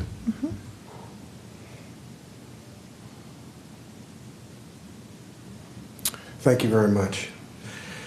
August 5th, or August the 5th, Tuesday, and it looks like my record was beat by the National Night Out. I was fortunate enough, though, to actually go to all 12 of the ones that were in our district, and very appreciative to all of those who were in the District 5, who opened up their homes and their neighborhoods and gathered together to have common ground as well as fellowship together and learn more about each other and the safety of our community.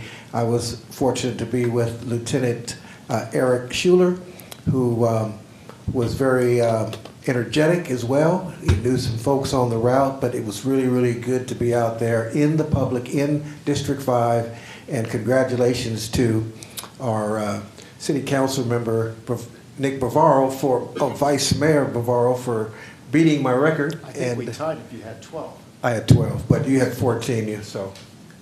But at any rate, moving right along with, also just the other day, we had a graduation at the house for our Modesto Police Department. We did have one individual that was, that went through the graduation, and then of course there were some sheriff's folk also. I wasn't able to attend that, but I did leave a comment on Facebook for that individual because the mayor and I were at Kaiser Permanente, their new athletics center, state of the art, only 2, I believe, or 3 in the state of California. They opened up, it was a grand opening, it was a great grand opening. The mayor had words and presented them a certificate to Kaiser Permanente. Thank you to them for inviting us to be there. Also yesterday, I think it was Saturday or Sunday, Modstock at Griseda Park, where there were 100 bands playing from 10 a.m. to 8:30 p.m. It was a success. A lot of people were out in enjoying one another's company, enjoying good music. Some of these young people who are from this area are phenomenal. And I spoke to someone who was sitting next to me and indicated that there's no doubt there'll be some very renowned individuals coming right out of Modesto because we have some talented young people. With that, I'll just pause with that, Mayor, and thank you for giving me the opportunity. Okay, sure. Councilmember Ricky. Thanks, Mayor. Really excited that Vallarta Supermarkets is opening up at the old Rayleigh's location at Orangeburg and Oakdale Road. Making groceries easier to get for communities is always really positive, and I know people are looking forward to this thing opening up at the end of the month. Buildings like that old Rayleigh's that are abandoned for sometimes even decades are a huge blight on our community. And while Modesto's vacant building ordinance is making incremental improvements in our community, I'm hopeful that we can continue to improve on our enforcement on vacant buildings. And I think when we do that, it's really going to open the door for more economic development opportunities in town. Finally, I just still have some major concerns about Stanislaus Animal Services Agency. It currently lacks a daily spay and neuter program, a TNR program. It doesn't license feral cat colonies, and it lacks a proper vaccination program. These are humane and proven ways to reduce our feral cat population and also protect public health. Also, animal intake needs to be accessible. We need to accept feral cats and stray dogs without excessive red tape. People need to be able to drop off dogs without an appointment and ensure that the process is predictable and humane for everybody. The fixes for animal services aren't complicated. It's just they need humane TNR, accessible services, consistent communication, and real veterinary care. It's time to make it happen. Thanks, Mayor. Councilmember Scudia Brayton. Thank you, Mayor. I also was thrilled to have participated in the National Night Out event. It really was a wonderful opportunity to engage with individuals that I hadn't seen in a while in my district. And out of all the events that I had an opportunity, I made them to all, with the exception of one. And I went crazy straight through 5 p.m. to 9 p.m. And although I was go, I felt like I had an opportunity to really engage and talk to my constituents and my neighbors and friends. Talked a lot about trees, talked a lot about traffic accidents, talked a lot about things going on in the neighborhood. Had a lot of email follow-ups afterwards, but that's what it was about. It was about increasing conversation and communication and just forging community and our government, and it was a wonderful opportunity. Also was thrilled to have participated in the voting of the location of our new entertainment district. We did our best with what we had, and I think we are on a path to have Modesto be just a destination location, not just a city that people go across from Northern California to Southern or vice versa. We are going to build an amenity that is really coveted by all of California and provide entertainment, provide housing, provide jobs, just build a dynamic economy for everyone to enjoy. So I'm looking forward to what that looks like. Hopefully we'll all be able to participate in the end result, but I'm delighted that we took that bold move and started that path to get there. Lastly, as Mr. Castle referenced, Grace Gardens will be opened on Friday. This council has adopted one of the rooms, and what that means is tomorrow we will be furnishing it and decorating it, and it's a minor contribution to that community, but it's going to be one that we're able to personally contribute to, and it's going to be a wonderful opportunity for us to be part of that community in that manner. So looking forward to that. Thank you very much. Thank you. Next is Councilmember Alvarez. Thank you, Mayor. I'm going to just piggyback. I was happy to participate in National Night Out as well. I attended several different locations throughout District 2. I even saw Mr. Magnifico here at the Stanislaus Housing Authority off of Robertson Road. I was accompanied by Lieutenant Michael Hammond, and I even made it to Teresa Gamboa's party, as I do every year. For the last, a half decade probably, I've been attending that. And I also had pretty substantive conversations with folks who were tabling at different parties. El Concilio was out there, Stanislaus Housing Authority was out there, among other organizations and stakeholder groups. And one of the things that came up that stood out to me was homeless youth in the West Side in particular.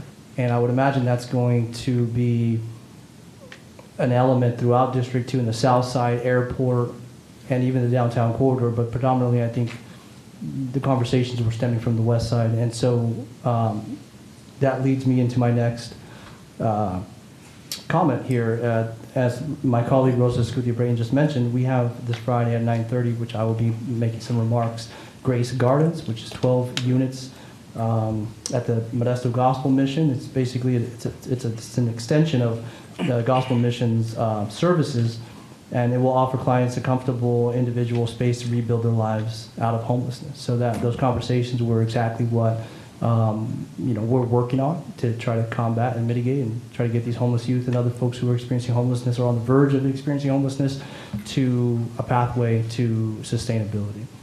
And then I also earlier this week had a meeting with the resident who was here at last council meeting,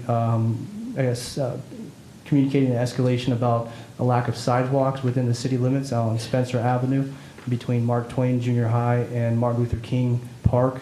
So I had a really good conversation with that gentleman, the property owner there, and we set out some action steps for the city to take to try to mitigate, traffic violations there, children at play hazards, and that includes some signage, city signage that is currently not there.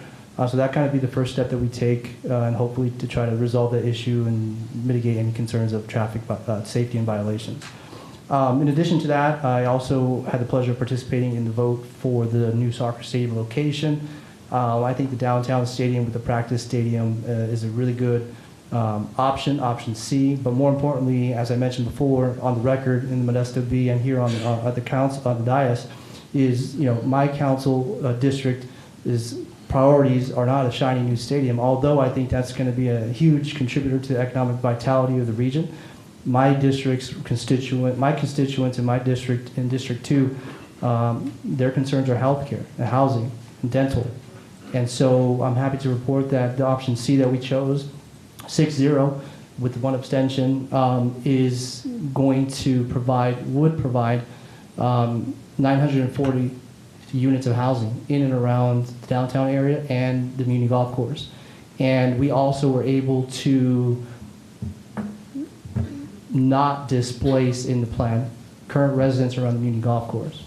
So we're not perfect, but we hear the community's concerns, and we try to do our best to make decisions that are going to be prudent and in the best interest of the constituents that we represent. And I think option C, with those details that I outlined just now, is a good decision.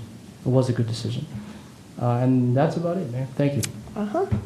My remarks are I had the opportunity to attend the California Urgent Care grand opening, which is right next to Enoch's High School, a beautiful facility to treat patients in our community. Then Councilmember Wright and I were sworn into the Stanislaus County Water Advisory Committee. It is an advisory committee, but we're looking forward to serving in that capacity. While we were being sworn in, there was a ribbon cutting for Station 17 Training Tower, and it is named after our fire chief, Kevin Wise. So congratulations to him, and that will be a facility that will train many, many firefighters that are needed in our community as well as other communities as well, because we do serve throughout the state of California, as we have one of our strike teams serving now in Southern California, and it was brought to my attention that California is the only state that does this type of community sharing for firefighter services. So we're so fortunate that we're able to have that support if and when we need it, and that we can give it to others. I was invited to speak at a Modesto Junior College history class. And that is always very intriguing because the students, it's interesting to hear what they are interested in and what is top of their mind. And very often it's very inquisitive. They're very curious about what it is like to serve in these positions. And it was a truly inspirational experience to be with them. I also was invited to participate in the Yosemite Community College District Master Plan process. And as we know, the junior college is a highlight of our community and something that we've revered for many, many decades. It's educated many people in this room, I'm sure. And so that's something to look forward to down the road. It's just in the beginning stages.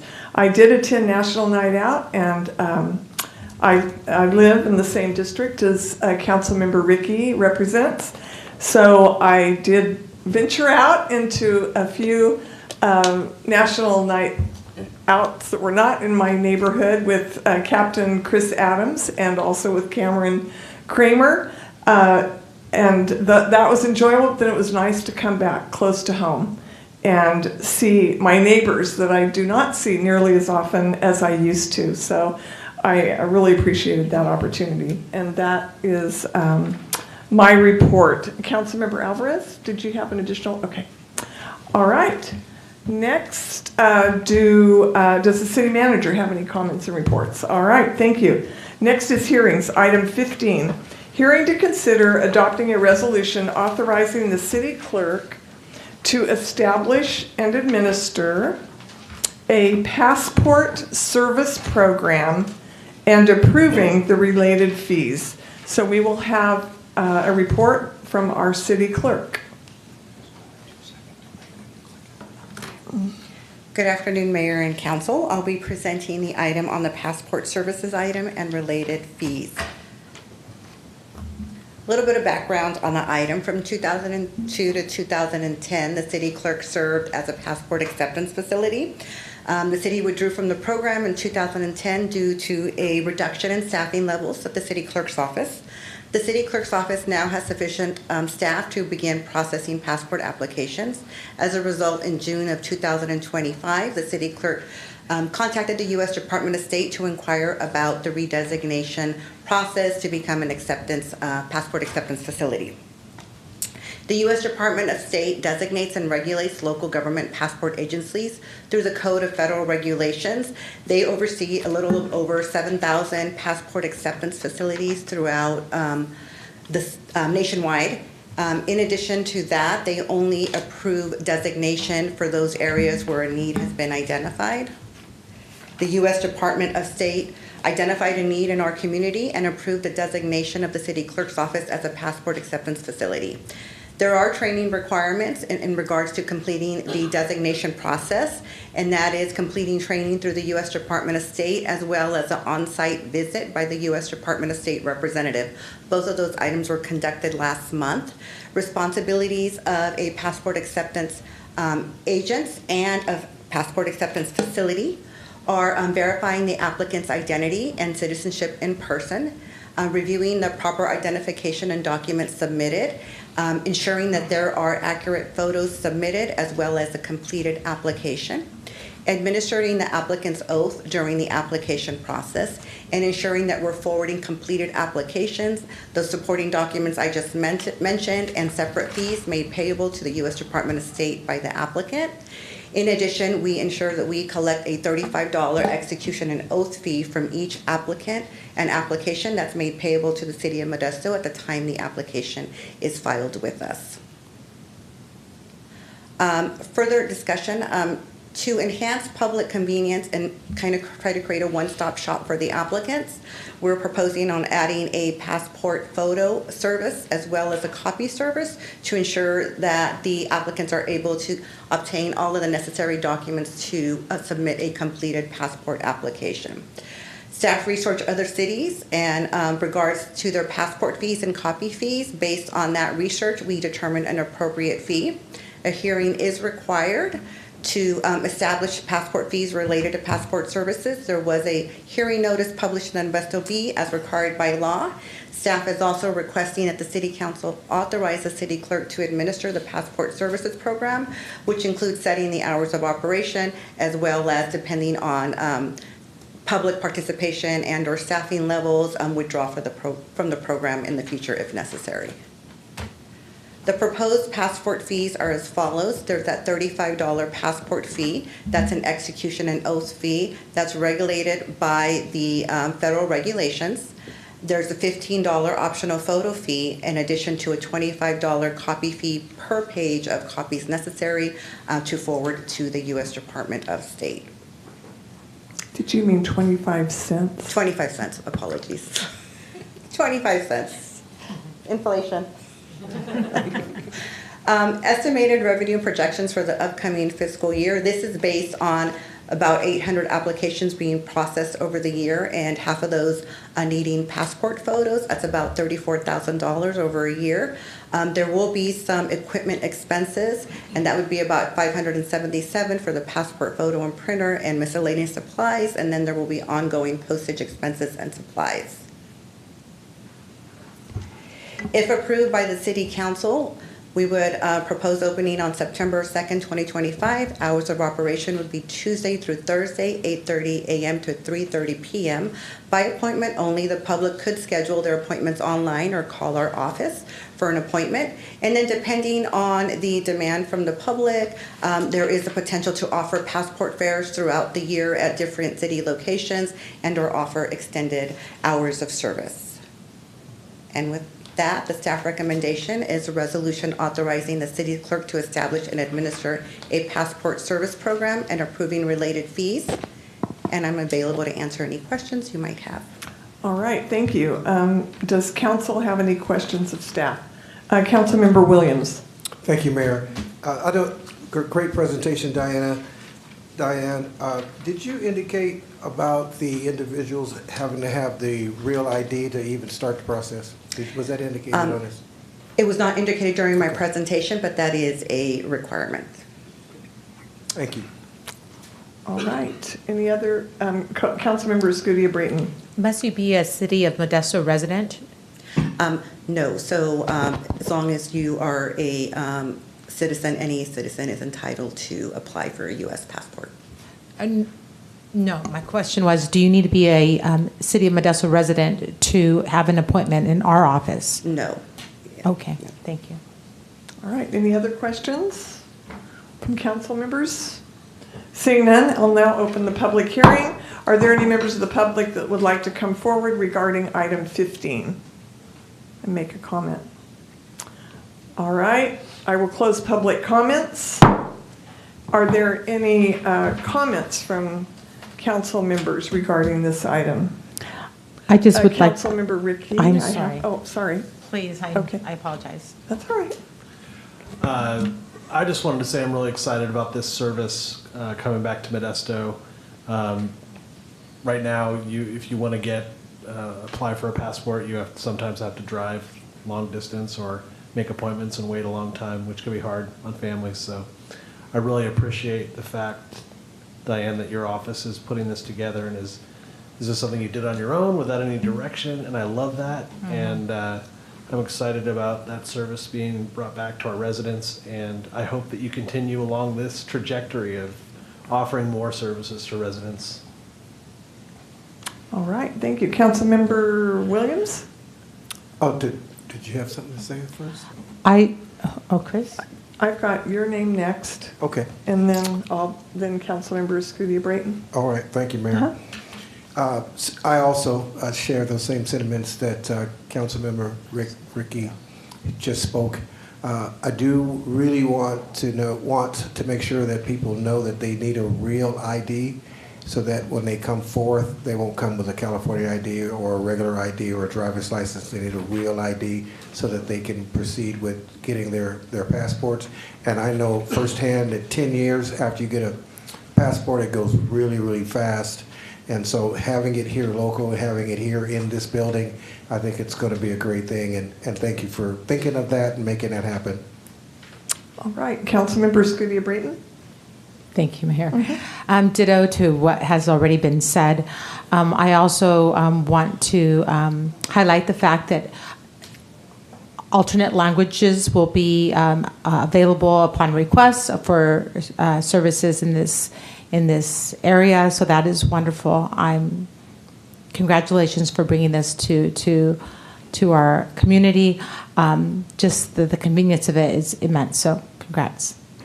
All right, Councilmember Alvarez. Yeah, likewise. I think you have made your office basically a productivity machine, and you've gone. This is above and beyond at this point. So my hats off to you. But I have a question in particular about. I'm sorry if this is comment section, but I do have a question. Do we have a communications plan to kind of push this out to the public to let them know this, if it passes tonight, of course, that we would be offering the service? Yes, I'll work with Sonia on that, yes. All right, thank you very much. We have a resolution authorizing the city clerk to establish, I'm going to wait for her. I promised I would wait for her to get back to her seat. And there I went.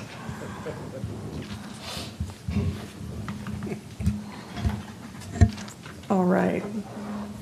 I have a resolution authorizing the city clerk to establish and administer a passport service program and approving related fees. Do I have a motion? Motion. Second. Motion by Councilmember Alvarez, second by Councilmember Williams. And will the clerk please call the roll for this item? Vice Mayor Bavaro. Aye. Councilmember Williams. Aye. Councilmember Scutia Brayton. Aye. Councilmember Alvarez. Aye. Councilmember Ricky. Aye. And Mayor Zwallen. Aye. Carries 6-0. Congratulations and thank you for your work. Next is item 16. A hearing to consider approving a purchasing agreement with American Traffic Solutions, DBA Vera Mobility, Mesa, Arizona, for automated red light photo enforcement technology for a total amount not to exceed $3,691,891 over 5 years. And we will have a staff report. Welcome. Good evening, Mayor, council members, Lieutenant TJ Moffett with the Police Department. Bringing forth tonight for consideration an opportunity to leverage technology to better improve traffic safety within the city of Modesto. Our current challenge is that we have a high number of traffic collisions, specifically injury collisions. The Office of Traffic Safety provides ranking results for municipalities within the state. Modesto is considered a Group B city. Those are cities of about 100,000 to 250,000 people. At the time of this presentation to subcommittee, the most recent data was for 2021, so that's what we'll be referencing for consistency within this report. However, 2022's data just recently became available, and I'll be briefly referencing that as well. So I apologize, it's probably difficult to see on that screen there, but the main things that I want to highlight from the 2021 report is out of 60 like-sized municipalities, Modesto was ranked third worst of those 60 groups when it comes to total fatal and injury collisions. Our composite score, looking at a number of different types of collisions, we were ranked number 2 out of 60, with 60 being the most safest. What I want to bring to your attention is that regrettably, in many categories, we're in the top 5, if not top 10 of those 60 groups. In 2022's Office of Traffic Safety report, when it comes to total fatal and injury collisions, we are ranked worst. Currently, we are number 1. We retain a composite of 2 out of 61 in the 2022 report.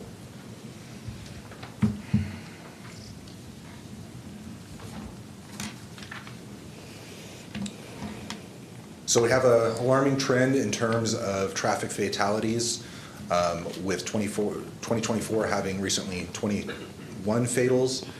2025, counting through July, we're already at 12 fatals. It's a 33% increase year to date over 2024. Of those, they're about evenly distributed between non-injury and injury collisions. For 2023, we had a 26% increase in collisions. What I will say, it's not all doom and gloom. Thanks to the support of council, Measure H, our ability to expand to 2 traffic units and a second DUI officer. So far in 2025, injury collisions are down 11% and total collisions are down 3% due to our increased enforcement efforts. It's a small dent in the problem, and we're trying to find a holistic solution, leveraging all the tools in our belt. So the opportunity we have is to engage with Vera Mobility to place red light cameras at 10 locations throughout the city. It's a 5-year contract. And just quickly how the system operates and some differences from the system that you may be aware of that we had approximately 15 years ago. The new system is cloud-based. There's no infrastructure and IT equipment that has to be procured by the city. Individual lanes are monitored, and we're capturing not only still photos but video of alleged offenses as well. Something else that I think is important for council to know is that we can tailor offenses based upon the lane of traffic and more specifically right turns. Some of the issues with the prior system was you would have someone that may slow to 2 or 3 miles an hour, visually clear the intersection and safely make a right turn. But if they were captured in that still photo being over the limit line at the time of a red light, they potentially would issue a citation. That isn't really the type of driving we're trying to deter. We're really trying to reduce broadsided injury collisions. We had 39 of those in the month of July, for example. And so we can set a speed threshold for right turns, yet to be determined, most likely in the area of 8 to 10 miles an hour, so that if people are still slowly and safely clearing the intersection, they're not receiving a citation in the mail. I'll get into depth on the next slide, but for every violation that is captured by the camera, a physical employee with the Modesto Police Department has to personally inspect that violation and confirm that one has actually occurred. These are vehicles that have passed through the limit line when the light turns red. If you're stuck trying to make a left turn and it turns yellow, if you're halfway through the intersection when it turns yellow, those aren't violations. There's only for people that have entered into the intersection past the limit line on a red light. They receive a notice in the mail once it's been confirmed by city staff, and it provides them with a unique ID and link to video and photo of the alleged offense. From that point, the person receiving the citation has the opportunity to either pay the fine amount or utilize their legal right, just like in any other citation issued by the Modesto Police Department, to challenge it in traffic court. The screen you see here is similar to what a person viewing at home would see in terms of the reported or alleged violation. They have the opportunity to look at still photos identifying both their vehicle, their license plate, the driver, and a short video clip of the violation. It's important to note that in these cases, the violation is issued against the driver, not just the registered owner of the vehicle. So part of our due diligence is to make sure that we can utilize department databases to successfully ID the person prior to issuing a citation. Currently, there's approximately 27 municipalities in the state that are using Vera Mobility. 26 of those are revenue positive. It's a $485 fine for a red light violation. The city receives approximately $140 of that. The rest goes to the state and the courts. The vendor anticipates that we'll see between a 70 and 80% pay rate by offenders, and we have the capability to expand or move the system as needs evolve at the direction of council.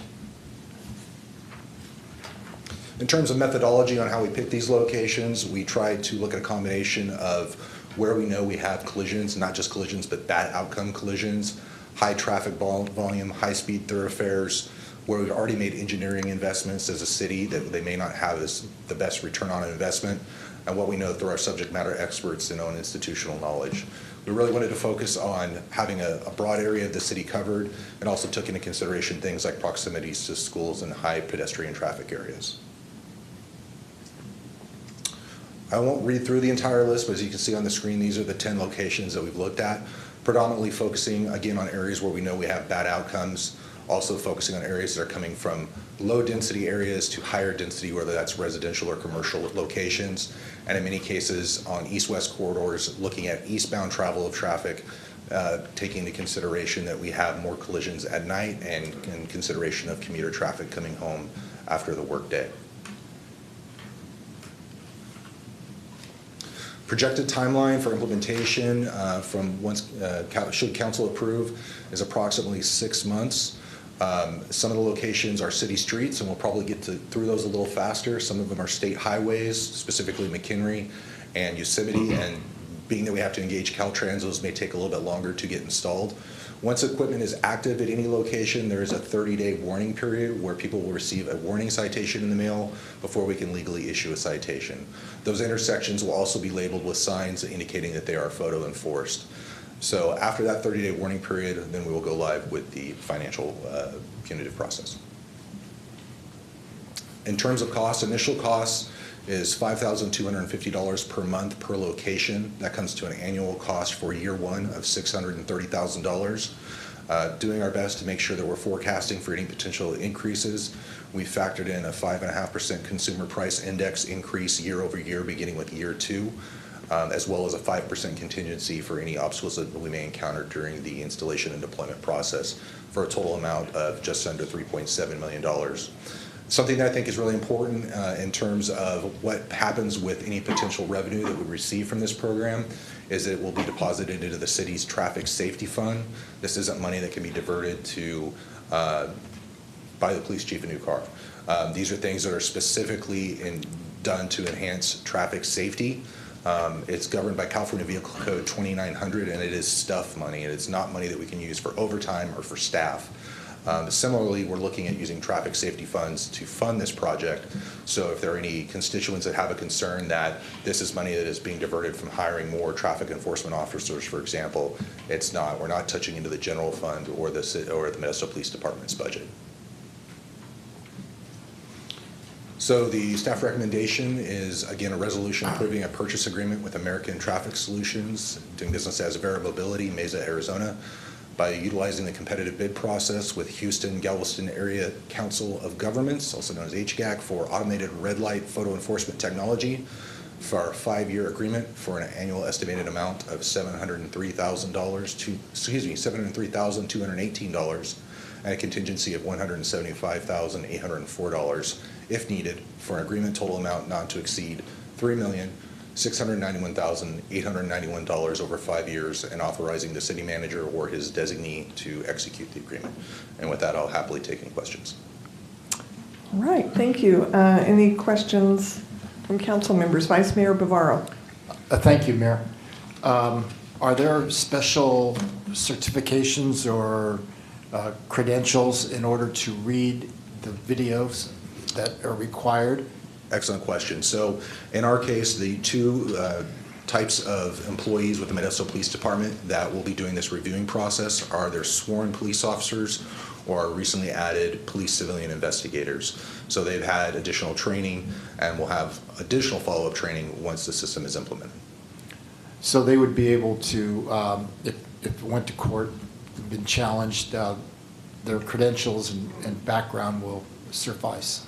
Absolutely, and just to expand, the goal is to use specifically police civilian investigators so that we're not taking sworn police officers off the street that could otherwise be doing enforcement efforts. Thank you. You're welcome. Councilmember Williams. Thank you, Mayor. Thank you for that presentation. It was great.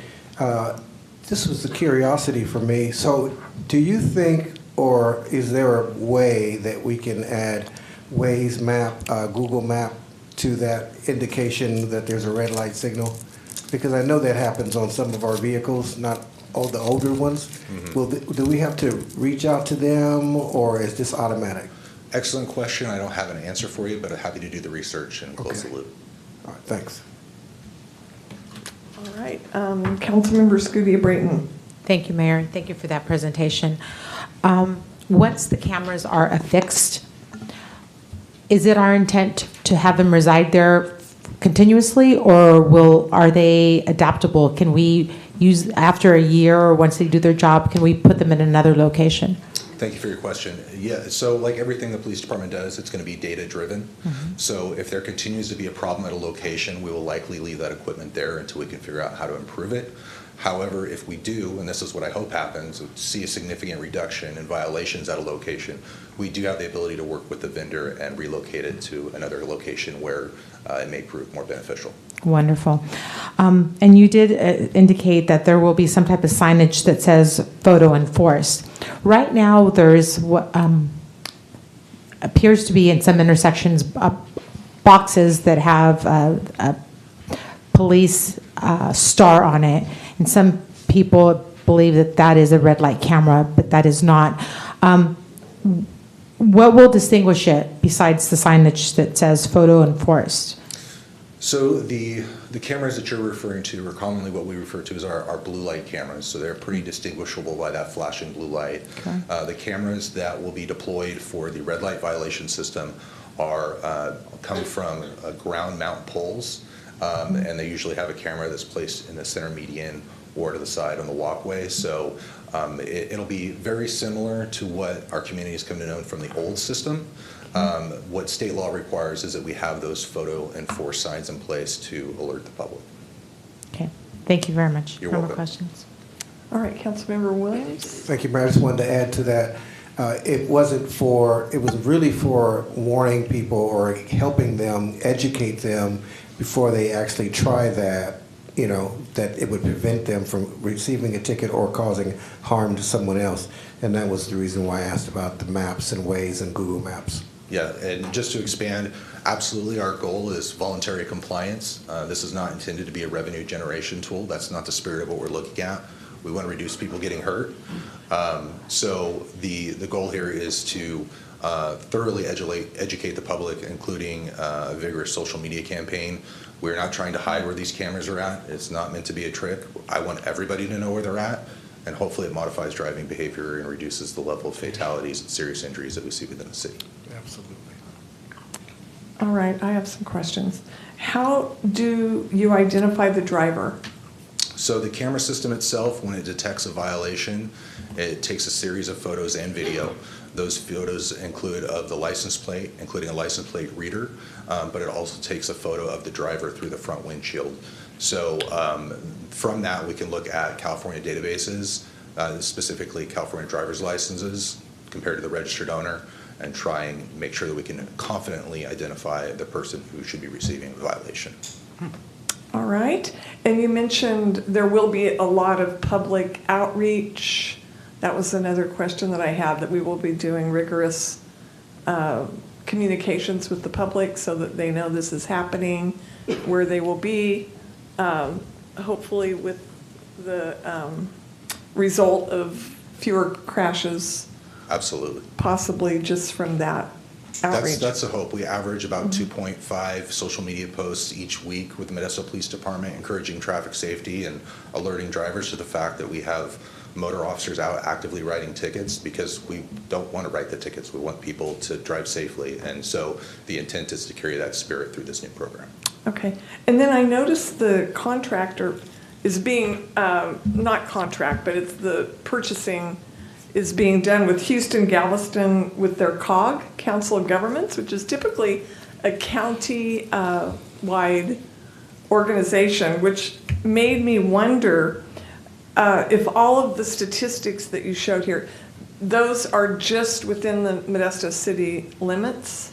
Yes. The data that you showed. It's not the county, no. Countywide. It's citywide, yes. If you go to the Office of Traffic Safety website, you do have the option to look at countywide and city statistics. the ones provided are specifically for the city of Modesto. All right, because I'm thinking there's areas also outside of Modesto that are very dangerous, that are not within our boundaries, where there's a lot of high-speed collisions, two-lane high-speed roads. Absolutely, and that's where we've tried to go in some of these instances and look at some of those high-speed county roads that lead into the city. For example, Carpenter and Mays, and as they're entering into the city, try and get them to reduce their speed as they're moving into a more densely populated area. All right, those are my questions. Any other questions from council members? Seeing none, thank you very much for your presentation. I'll now open the public hearing. Are there any members of the public that would like to come forward regarding item 16? And I have a card from Lucas. So I had a couple questions about the new red light camera system.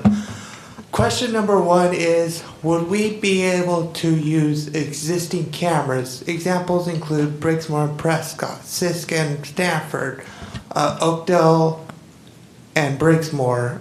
Would we be able to use the existing infrastructure for the new technology? All right, and do you have any other questions regarding it now that maybe they can all be addressed at the same time? And then, would we be able to use our camera system in, I know this would require other city support as well, like we do, but I would hope cities like Sacramento, us, Ceres, Turlock, they all follow. Will we be able to make this a county thing? Okay, any others? I believe that's it. Okay, all right. I will ask Captain or TJ Moffitt to respond. TJ's fine. Okay. So thank you for the questions. In regards to utilizing the old camera systems, so the equipment that is there in and of itself is completely obsolete. Where there is a potential is for us to, if still intact, leverage the existing conduit to simplify the installation process in terms of pulling wires from location to another. I believe two of the locations that we're proposing are kind of reigniting old locations. Should the system prove effective, there is the potential for further discussion about turning some of those other locations back on, understanding that there will still be a capital investment and knowing that it might be a more simplified process with the conduit. In terms of working with other cities, we're happy to be transparent and share our research and what we've done, but any sort of decision that another municipality makes about utilizing this equipment would be at the direction of their city staff. All right, thank you. Are there any other public comments regarding, all right, welcome. Good evening. My name is Carla, and I just have a few thoughts over this. I believe like the problem here. Excuse me, hold on just one second. Lucas. Sorry, Lucas, yes, I'm going to ask you to refrain until other members of the public have their chance to speak. Thank you. Yes, as I was saying, I believe the whole entire goal here is to prevent, like, injury collisions, fatal collisions over here on these intersections, and I could see where this is coming from. I just want to share some information I found published in the American Economic Association by Justin Gallagher and Paul T.J. Fisher. I believe that the officer said that what they're trying to stop is those collisions where just turning right, and they're called angle collisions. And I noticed that in this research that I just mentioned, right angle collisions do end up becoming lower because people end up respecting more of those red light stops.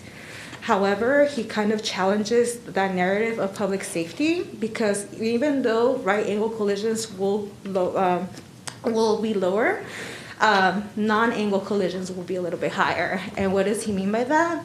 Is that, for example, when the driver is approaching the stoplight and he knows that there's a camera there, because we're doing public outreach and letting the public know, instead of maybe there's a big high lifted truck going full speed, because we know there's a lot of those in Modesto, instead of him choosing to go, which could save him, there could be a traffic collision in the back before he reaches the red stoplight, because he would rather, in that split-second decision as drivers, stop because he knows the camera is there, and instead induce those vehicle collisions that have a more of a personal cost. And I know here the goal is safety, but again, this author that published this on JSTOR says those non-angle collisions will still be pretty high. So even though the right angle collisions will be lower, those non-angle collisions will become higher. You know what I mean? Because they're not reaching that that red stoplight. Number two, and again, I'm getting this from him. Where's it at? So, even though there is a chance that the person driving has the ability to slow down because he measures his distance and slowing down, and he does it well, maybe the people in the back don't really do that, and again, those collisions will still continue to happen. So I just kind of wish that we kind of address that problem. And I know that he mentioned that the research he did was in Group B cities within the state, but I want to see those statistics nationwide, because this has become a problem, like in some cities mentioned in this article, where people had to do a referendum to vote those out. And usually the people that ends up crossing those red lights, what they do is they just avoid those intersections, and it affects the other drivers that typically don't do this. Okay? Thank you so much. Thank you. Yes. Hello. No Magnifico this time. But so I did a little bit of research. I already kind of knew about this, but red light cameras are kind of a waste of money.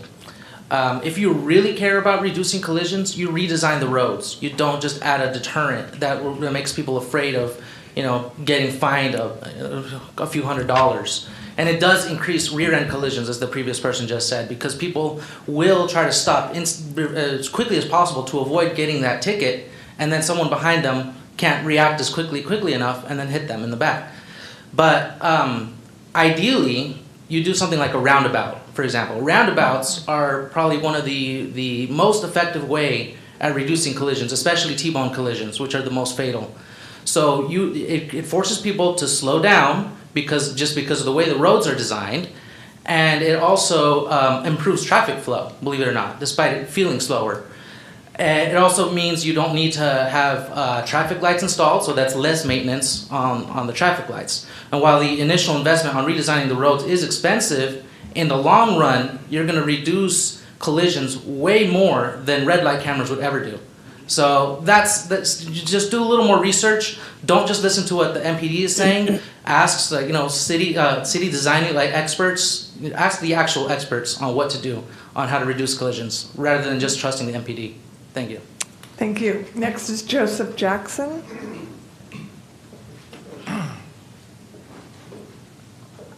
Actually, since that was brought up, I'm somewhat of an expert on this topic. I own a company that does traffic engineering, and so the National Highway Traffic Safety Administration has said time and time again that redesigning roads don't actually garner more safety, it's bad driver behavior, which is what red light cameras do. I actually have two questions and I have two comments. I appreciate the conversation, which actually I was not a proponent of this prior to this conversation, so learning more about what their goal is makes me more optimistic. My two questions were, I'm curious if MPD or the city has taken a position on, some type of system that looks at potential repeat offenders, people who continuously run the same lights or just lights traditionally throughout the city, that really add to, this being a problem in the first place. And then the second thing is, I'm asking publicly the same thing we talked about before, is I think that in any light, I think what the city and no city has actually really done is looked at community education or safe driving courses for new drivers, right? Or talking about why this is a topic. And I think that that's important. My comment on this, two things I'd also like to see happen with this simultaneously. I know that the city invested a lot in HAWK and the sidewalk high utilization. I can't remember exactly what it stands for, but that's what it is. I'd love to see MPD traffic kind of really take a focus on that. I've taken the liberty of walking through our city to lose some weight, and sometimes you get to these sidewalks and people don't really observe you there, and they blow right through it, even though the pedestrian's already in the walkway. And I don't know if there's a potential for this to the technology to be leveraged one way or another, but I do think that that's a concern that I'd like to see you guys address. And then the other thing is, playing devil's advocate, a lot of the traffic lights sometimes have a really long time before it changes. And so I'd like to see Public Works in the city really look at traffic light synchronization and modernization. I know that's been a project at the county level and throughout the state, but I think that's also something that this would impact in both directions and should be looked at. So those are my only comments and questions. Thank you very much.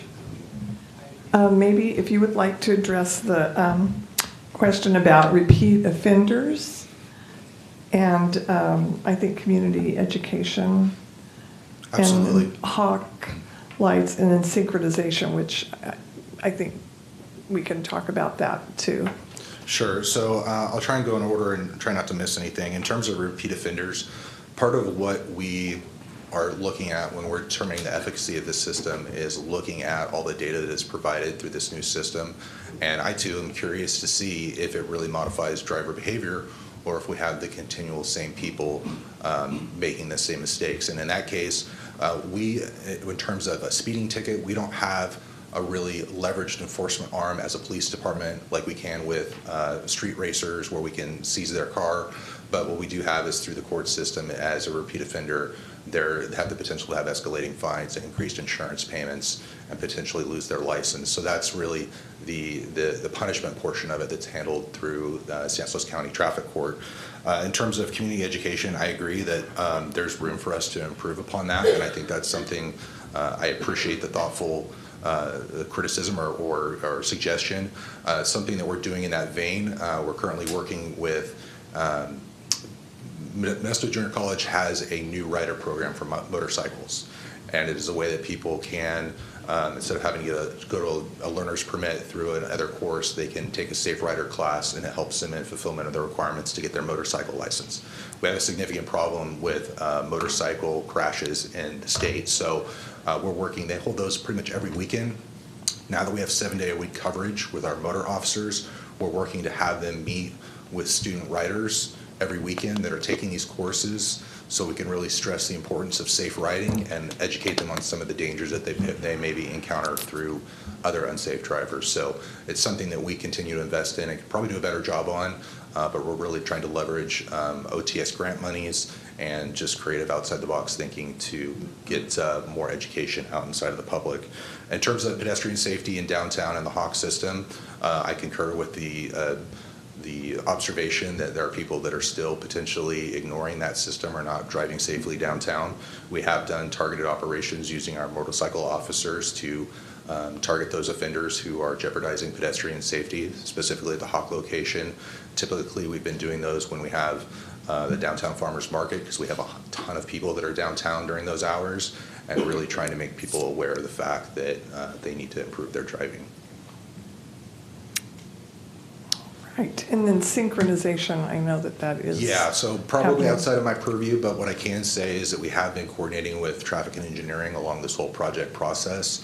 I know they've started implementing a system where lights are delayed to allow pedestrians in the crosswalks to more safely cross the intersection instead of the lights changing immediately. I don't know if that is the observation of the gentleman before me, but I'm happy to convey any feedback or concerns to them as through our ongoing partnership.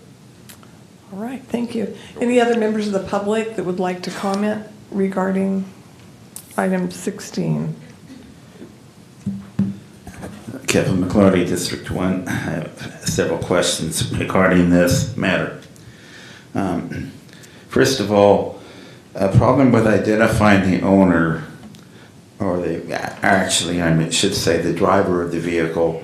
I know the mayor brought that up earlier, but I'm asking it from a slightly different perspective. Let's say that you have a father who loaned out his car to his teenage son, and without his knowing it, the teenage son lets some of his friends drive the car. So now the father gets the ticket, the father sees the picture of some kid, he doesn't know who the kid was. So that's the person who was driving the car. The father doesn't know who it was. So in a situation like that, does the ticket revert back to the registered owner of the vehicle since they're unable to identify this kid? Then does he become responsible for that ticket? Who becomes responsible for it? Then also, you have the Bricksmore overpass. I'm going to use that as an example. We all know that during rush hour that what happens is that people enter the intersection when it's on a when it's green, but then they get stuck in the intersection when the light turns red. So then you've got all these cars that are stuck in the intersection and the light is stuck red. Are they going to get tickets now on this camera system? There's nothing that they can do to avoid that. When they entered the intersection, it was green, but then it turned red while they're in the middle of the intersection because of all the cars in front of them. So I could see that those cars could become victims of this red light system here. The other thing is failed lights. We've all done it. We've all gotten into that situation, especially late at night when there's no one else around. We've all gotten into these situations where the light does not change. We back up, we go forward, we back up, we go forward, we blink our lights, we do everything, we may even honk our horn. I don't know, we've tried everything we can, the light doesn't change. And we finally get to the point where we look around, there's nobody around, and we finally just go through the light because there's nothing else we can do. Is that person going to get a ticket? And then if they get a ticket, how are they going to get out of it? I mean, how are they going to prove that the light wasn't working? So then you've got that problem. And then the other thing is, this is what I call my failed technology point, is that, I mean my new technology point, old technology. I'm wondering if these red light cameras are really old technology, because I know that now, I'll hurry up. I know that now we have the technology to put a GPS device in a car, and the car itself will keep track of whether it goes through a red light, and it can send a signal to the police station that the car has just gone through a red light, thereby mitigating the need for these red light cameras. We have the technology to do that now. So maybe this is old technology. Thank you. Thank you. All right, if you can address the questions. I wrote them down, but you probably did too. I did too. Thank you, Mayor. So just to, again, I'll try and go in order. In regards to having a third-party operate a vehicle and who is ultimately responsible for that ticket, before they will ever receive a ticket in the mail, it is required that city staff, specifically Modesto PD staff, are able to make a confirmed authentication of the person that's driving. So if it's registered to a dad who lends his car to his son, who lends his car to a friend, candidly, we will most likely not be able to identify that driver without extreme exhaustive research that we're not committing to as part of this contract. So no one will get a ticket. There's going to be no financial obligation to the registered owner. The violator is a person that's operating the vehicle, and it is a requirement for us to be able to identify them before anybody gets a ticket in the mail. So there should be no financial burden to any third party as a part of this program. I'm going to break my rule, but would you let the owner of the car know? It's something that we're exploring, is see if there's an education component where we can send those out. Candidly, it's going to most likely be dependent upon the volume of violations that we get and the amount of staff we have to process them.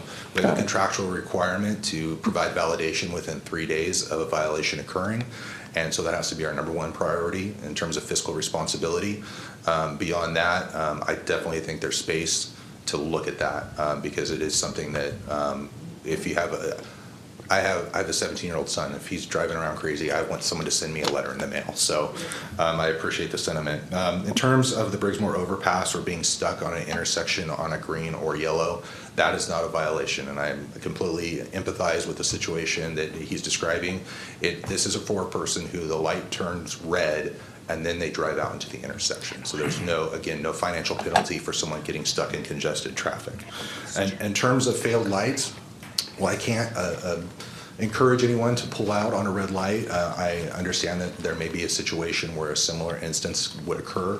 Again, I think the benefit of the new system compared to what we had previously is we now have a video clip to really try and gain more information about what is causing this violation rather than just a still photo that doesn't tell a story. So in all cases, we are gonna use the lens of reasonableness and see if we think that there's a risk to the public. If we feel like there are additional circumstances that warrant consideration, we definitely have the ability to be flexible if justified. In terms of GPS technology, I don't think that the public or government has reached a point where they feel comfortable letting the police department track their whereabouts on every vehicle that's out there. And so until there is some alternative alert system or legislation that provides different direction, that's not something we can lean into right now. Through our research, this is the most widely adopted and up-to-date technology that we can employ, but it always will take a combination of education, enforcement, and engineering to provide safe motoring within the city. Thank you. All right, thank you. Any other public comments? Yes?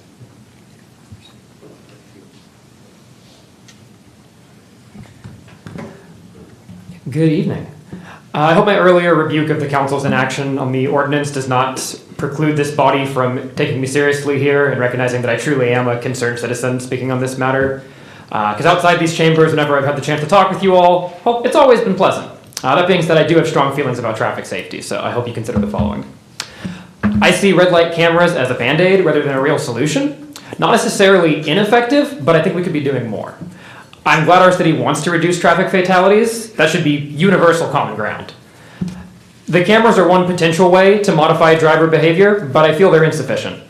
To accomplish this, our city needs to take bold action to redesign our streets to be human-centered rather than car-centric. Now, I love American graffiti, and I'm proud of our history as a car town, but I also want to emphasize the importance of building a future we can be proud of.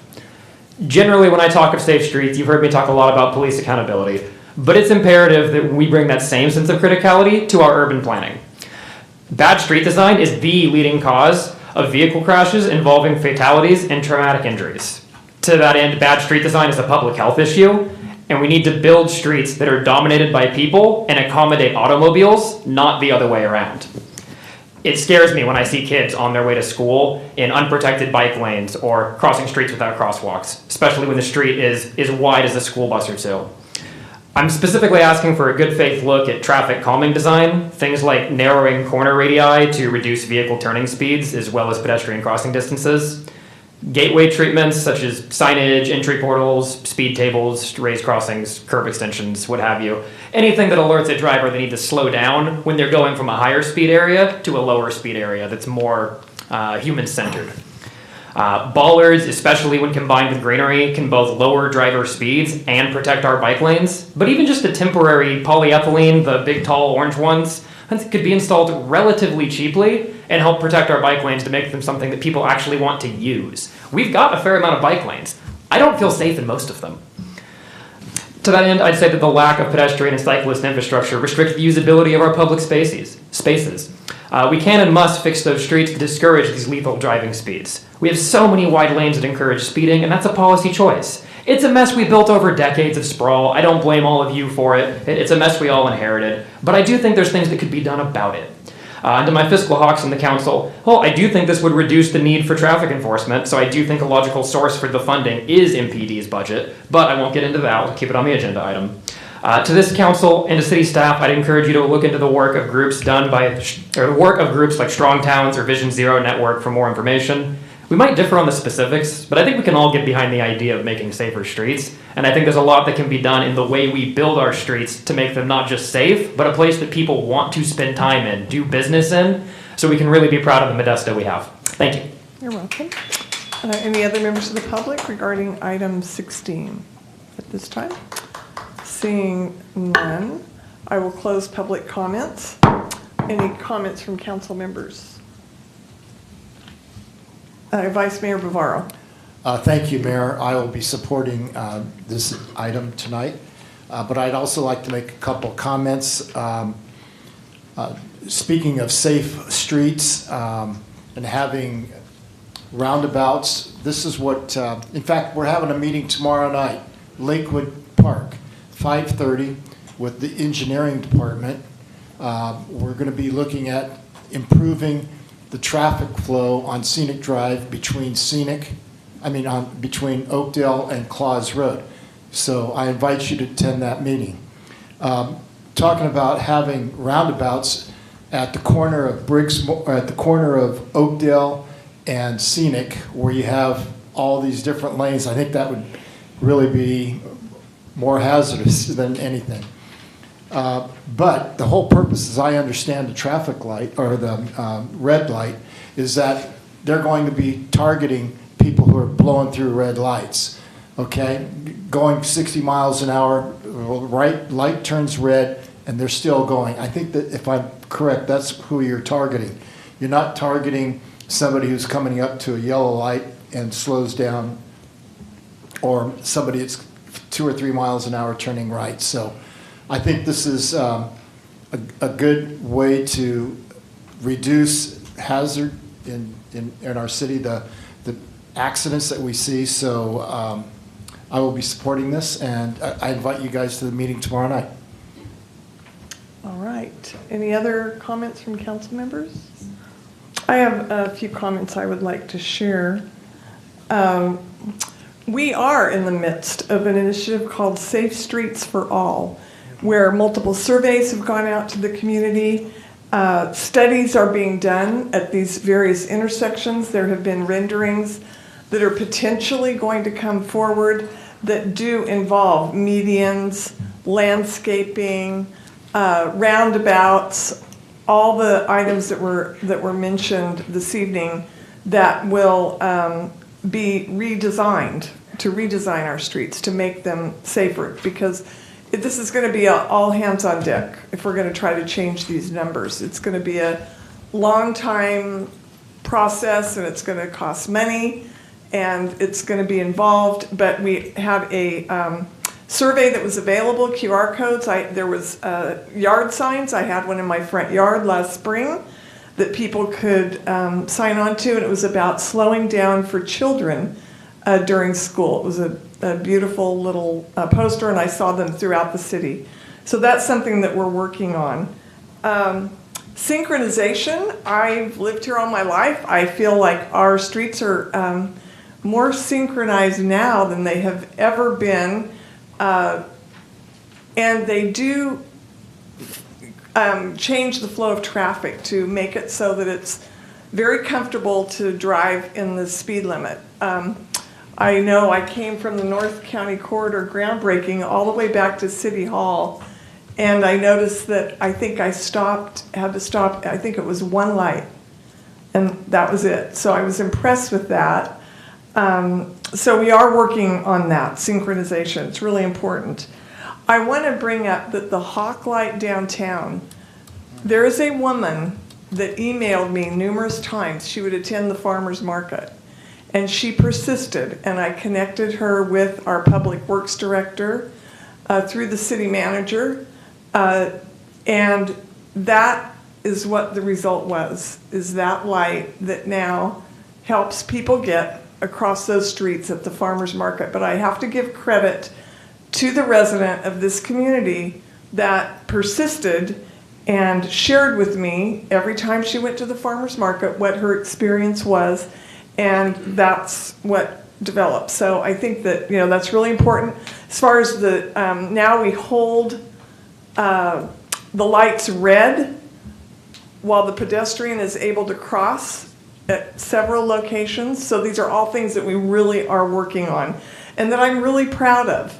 I know I've expressed it before. I served as an emergency room nurse for 42 years. So I've watched my entire life the results of these horrible, horrific crashes, and I take it very seriously. And I appreciate everyone's engagement tonight and your ideas. And they're all very, very helpful, and we hope to move forward with very many ideas that were mentioned this evening. I will be supporting this effort. I think that we have to try every tool in the toolbox to make a profound difference. It's just horrific, these crashes and the results of them. So we're going to try to do everything possible, so I will support this tonight. So I have a resolution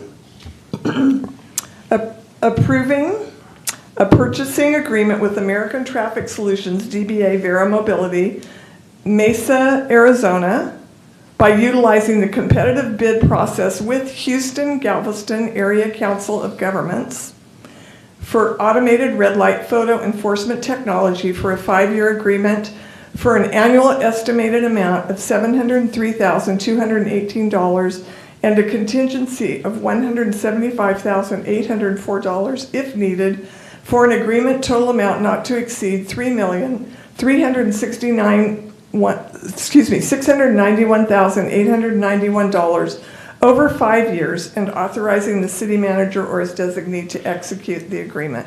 Do I have a motion? Motion. Second. Motion by Councilmember Williams, second by Vice Mayor Bavaro, and will the clerk please call the roll? Vice Mayor Bavaro. Aye. Councilmember Williams. Aye. Councilmember Scutia Brayton. Aye. Councilmember Alvarez. Aye. Councilmember Ricky. Aye. And Mayor Zwallen. Aye. Carries 6-0. All right, are there any matters too late for the agenda? Seeing none, I'm calling this meeting of the City Council to be adjourned.